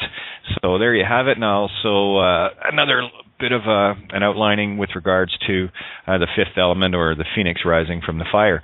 But without further ado, Santos Bonacci, how are you? Very, very well. Thank you very much. Yourself? Good. I just finished off part one of the fifth element. There's more to be continued on it for sure, but I'm trying to drive home a very, very important point. This to me is, I got to tell you, this January 1st is making a whole lot more sense to me as the literal minutes tick by in this timeline as to what is coming and what is being created right now, so that we all shift to that lateral timeline. We get out of this bloody nonsense and create a new reality, one a bit more benevolent, and hopefully what I'm going to share tonight will clarify that to a greater versus lesser degree than I've been able to share. The same concepts, I'm just trying to fine point them. You know what I mean, eh? Yep, for sure. These simple concepts are not easy to explain. They're, I got to tell you, this is some of the toughest writing I've ever had to do in terms of writing, and I've written a lot in my life. So that is quite a statement for me to say that. So just to put that in perspective, I've written countless millions of words in my life, and the simpler concepts generally take a whole lot more words than you would realize, but it's the expansion of the thoughts that are contained within the simplicities where you see the fractal explode. See, here's the joy of duality gone singularity, in that the more complicated you are in terms of trying to do things, the simpler it seems to get. And also inversely, the simpler you try to make things for others to comprehend, the more complicated and complex it seems to get. So everything in duality, well, remember, we are a singularity, and the only way we can experience ourselves is through a dualistic viewpoint, where the game for me is to return to that singularity, where we have both sides operating at the same time and we can see them unconditionally. So hopefully that made a bit of sense. So, yeah. So what's on your mind tonight, Santo? I've got a couple of things to read. If you want, I can do those first, and we can go from there. Yeah, let's get inspired. There's no better inspiration than what comes from the hand of Hermes, really. That's why, in Egypt they set up their pilgrimage system that way, so that the middle spot between Heliopolis and Karnak was Hermopolis, where the word of God was written before it was delivered to mankind and the priests of God of Ra in Karnak. So that's why Moses, who is none other than Hermes, is the most famous writer that ever was and ever will be, because it is the communication from the gods. That this is why King David, who is Daud, who is Tahuti, who is Toth, said, I am inspired by the Spirit of God to write, because David is Toth. And so let's hear the words of Toth then. Okay, well, I really want to set the mood for everybody tonight, and there is no better way than I can think to set the mood than playing your Zep Tepi that we did in the recording last night. So I would like to do this live on the air to give people an opportunity just to sit back and get into a very meditative, peaceful state of mind while we share what we're going to share tonight. Does it work for you? Yep. It's a gorgeous piece, Santo. Yeah. So if you cannot get into the zone listening to Santos Bonacci playing Zep Tepi, I don't know what it's going to take to get you there. So that being said, and without further ado, I'll kick into the document, the handout, and the essay after this. But please sit back and enjoy the musing of your program beliefs, opinions, training, indoctrinations, etc. since your birth. You can choose to be the slave of another, where any and all who are your superiors are your masters.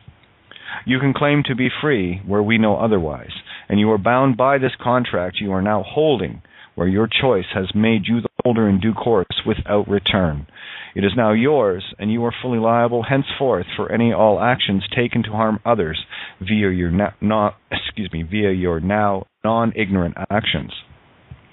As a living witness without legal name or names, you are without jurisdiction, without claim, without authority, where your crimes are fully visible and your dead consent, legal, office titles, names, etc., verifies your consent to be such a thing, without voice, and your licenses from licentious, which means one who is a sexually morally depraved criminal, confirm your nature.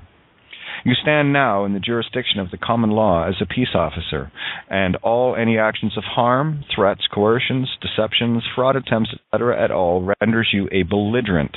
See Law of Nations, Nuremberg Principles, Apostolic Letters, inasmuch as you falsely claim to be law enforcement, where you are acting as a policy or policy statute pirate, working for a private corporation, and are hereby witnessed as such, where forfeiture of your property is common law, under law of mark, in satisfaction of any all wronged by your actions forthwith. You are duly noticed.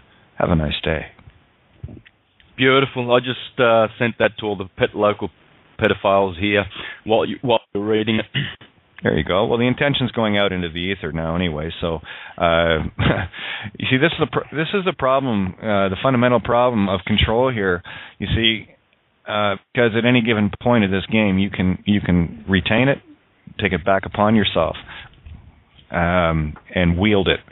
But you see, here's the thing: you've got to be fully responsible for your actions, good or evil, doesn't matter.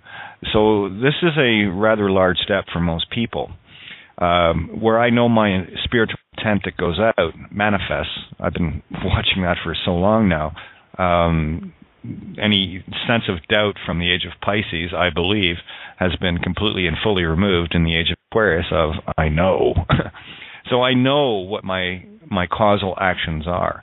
I know what the effects will be. I know they will happen because that's the way this reality works.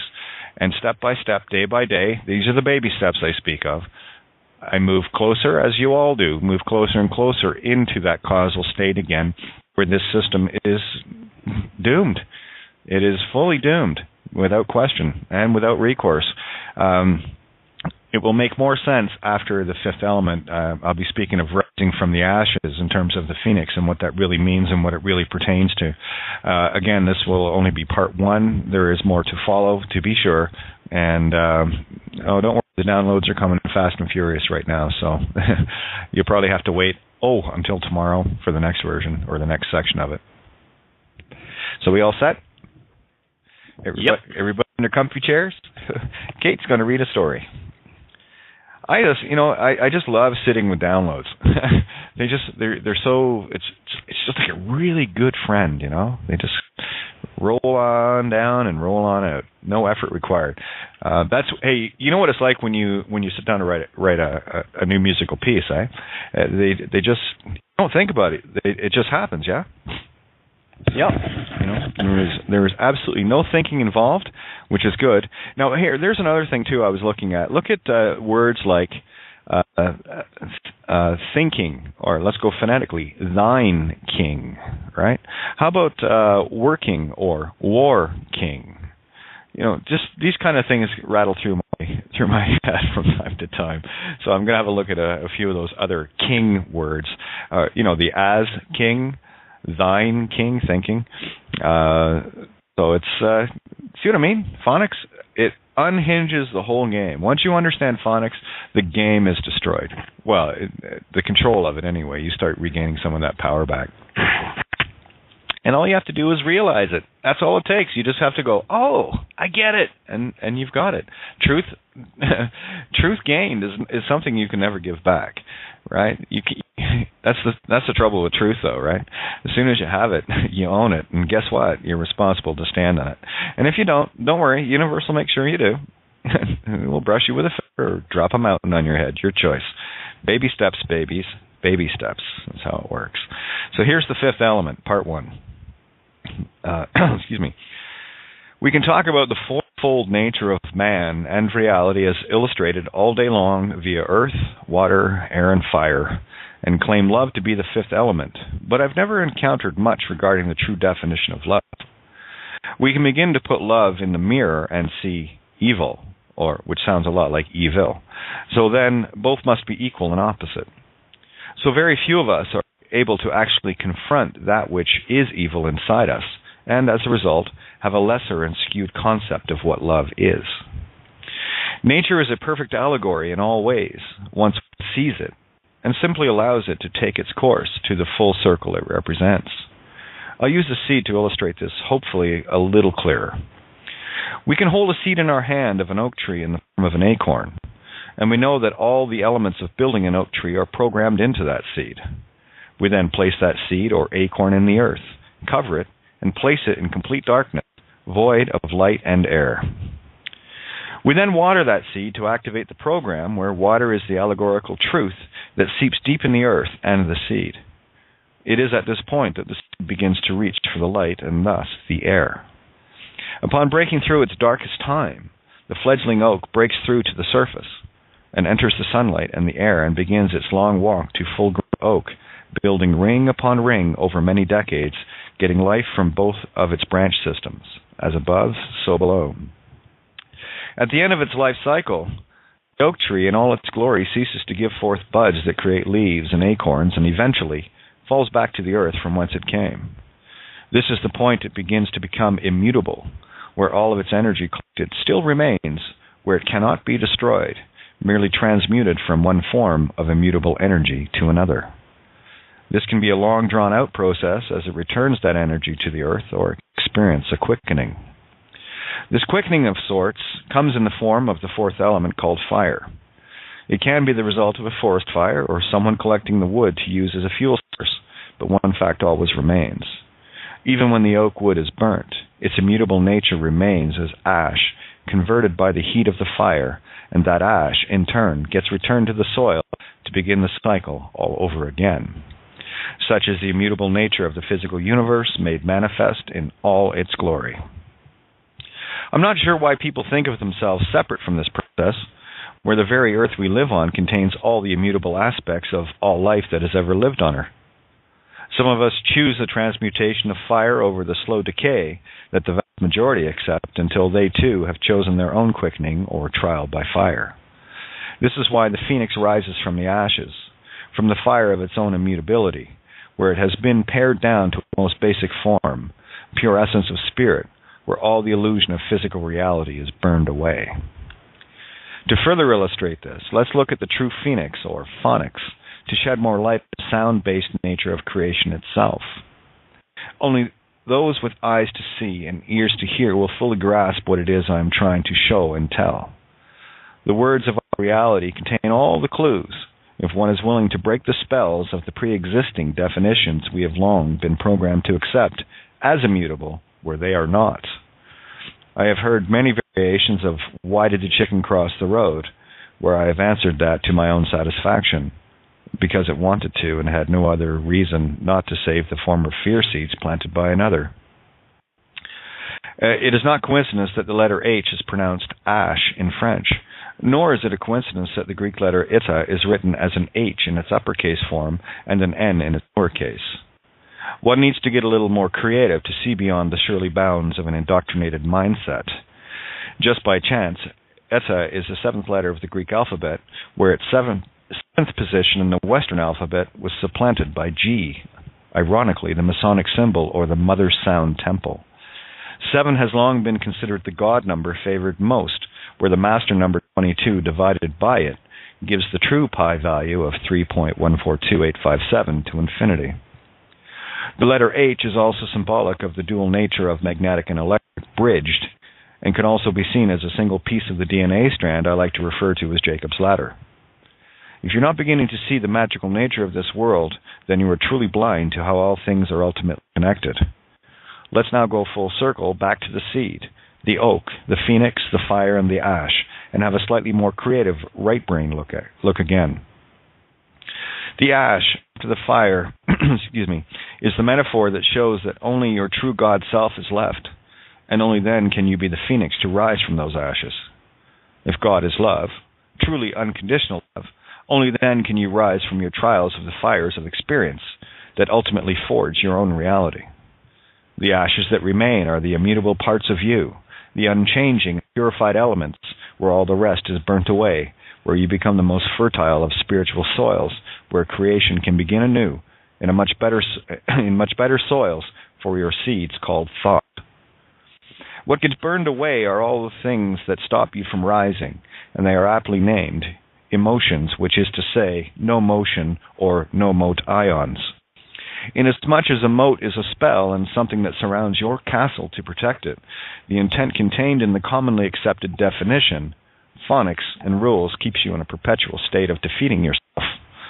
I think it's time for you to break this spell if you so choose. The fifth element gets exposed when you do, and only you will know when you have finally grasped the magnitude of this concept. Concept, or concept, to me means with God, in that con means for and against, and set is the French word for 7. Are you starting to hear the picture yet? It's quite simple, really, when you start to defy or uncreate your pre-programmed rules created by another and take on more self-responsibility and self-realization. Only when we can see both good as evil and evil as good can we begin to get to the 0 point, the neutral zone where all creation begins, where we have created a new seed with more information and experience than the original tree itself. Unconditional love accepts all things equally, without judgment. And only pure observation right now, well, there's snow, but it's fairly decent, so I just kind of getting myself all comfy cozy for the fireside chat of the evening, and hopefully get people into, well, they're already in this, after listening to that, beautiful headspace, but to hopefully deliver this message through all the clutter and the clatter of the left brain, where you can finally get an idea of the God you are. I know you are, because you're me. Here we go. Let me see. Okay. Yeah, toasty. Nice little fire. Okay. Let's start off with the attention. All police agents. And when you listen to the essay afterwards, I want you to keep this in context. Because one of the things I find in this world, myself included, I mean, I'm the best mirror for me, right? So it's very, very easy to get polarized and not see the silver lining in every cloud that comes, right? With every curse there is a blessing, and with every blessing there is a curse. You cannot have up without down to get the perspective. And as Hermetics will teach you, there is all things in all things, and only separated by degree. And that degree separation is dependent fully upon your perspective. Where are you looking at it from, and how are you seeing it? If you are polarized, indoctrinated, and trained, you will be in a very tunneled perspective. You will be seeing things from a perspective that someone else wants you to see them. Okay? So, see, this is why I have a hard time. I like calling people out in terms of this reality, and I think the essay will explain this a whole lot better, but it's in the contrast that we see the gratitude. And it's also in the contrast that we see the lack of gratitude, equal and opposite always. Black is white, white is black. That's how it works. So here it is. Attention all police agents. This is a little something you can print out and, start handing it around to people. Leave it at your local police stations, courts and stuff like that. Fire off this. People keep asking me, who do I send it to? Unequivocally, I'm just going to say it. Everyone and everywhere. It does not matter. You cannot make a mistake. The illusion here is you can. You cannot. Everything here is perfect. Creation is but one. We have nothing but ourselves to compare it to. How can it not be perfect? It's how are we looking at it? And we've created this illusion so we can see the imperfection in our perfection. It's quite simple. So here it is. Attention all police agents. 1, there are only 2 jurisdictions. One of the dead... Oh, I should mention, by the way, this. I think Ninja's got this up on the website. Not sure, but both these went up on Facebook. Here, tell you what, Santo, you haven't got copies of these yet, do you? No. Okay, well, how about I just be a really nice two-spirit being and drag the copies over to you? Does that work? That would probably be a nice thing of me to do. So Ninja sent me the writing. It's in my Skype, but I can follow along there. Oh, okay. Well, the one's called The Fifth Element, Part 1, and the other one's Attention All Police Agents. You got both of them? No, just Attention All Police Agents. That's all I've got. Okay, well, here is The Fifth Element. I put it into our group chat here on the Blog Talk Call. All right, so there you go. Just let me know when you got it open. And got it. Okay, so we're doing the other one first anyway, but there you go. Okay, just a sec. All right, Attention All Police Agents. 1, there are only 2 jurisdictions. One of the dead by consent, threatened crown, crone, dead mother, and one of, by, for, the living, where the dead corporate fiction is the crown corporation corpse, and the living is I, the witness to your crimes via your intent. 2, your obedient and willful consent to wear a corporate uniform is prima facie evidence of your intent to commit crimes via omission, commission, knowingly, unknowingly, where your ignorance is not and never will be a defense in any living court, where you will be privately prosecuted in your living status by all who witness your actions that you are known by. 3, and in all times you ask, with intent, to procure a legal name, you are, in fact, committing premeditated murder, with intent to kill a living being by means of a dead legal name to gain a false jurisdiction where these frauds and crimes are already well known to millions, and where these actions are a crime against humanity and your spiritual suicide. 4. Your master, the Dead Crown Corporation, owners thereof, that you are in spiritual contract with via your obedient willful intent to consent, via sworn oaths, renders you dead by consent, and without voice in any all courts of the living, where you can and will be prosecuted for your crimes in a living court of record. 5. The birth certificate is proof and prima facie evidence of the Crown owners, your masters' intent to defraud and commit crimes against humanity, that you, by your sworn oath, are fully party and liable to, for, of your actions, by, for, commission, omission, knowingly, unknowingly, inasmuch as you now have evidence to the contrary of your beliefs, and are the last holder in course, and under living contract with me, the living witness, whereas you have given your seal on this document via DNA covenant. You have now a choice to make, and one that will define your very existence, regardless of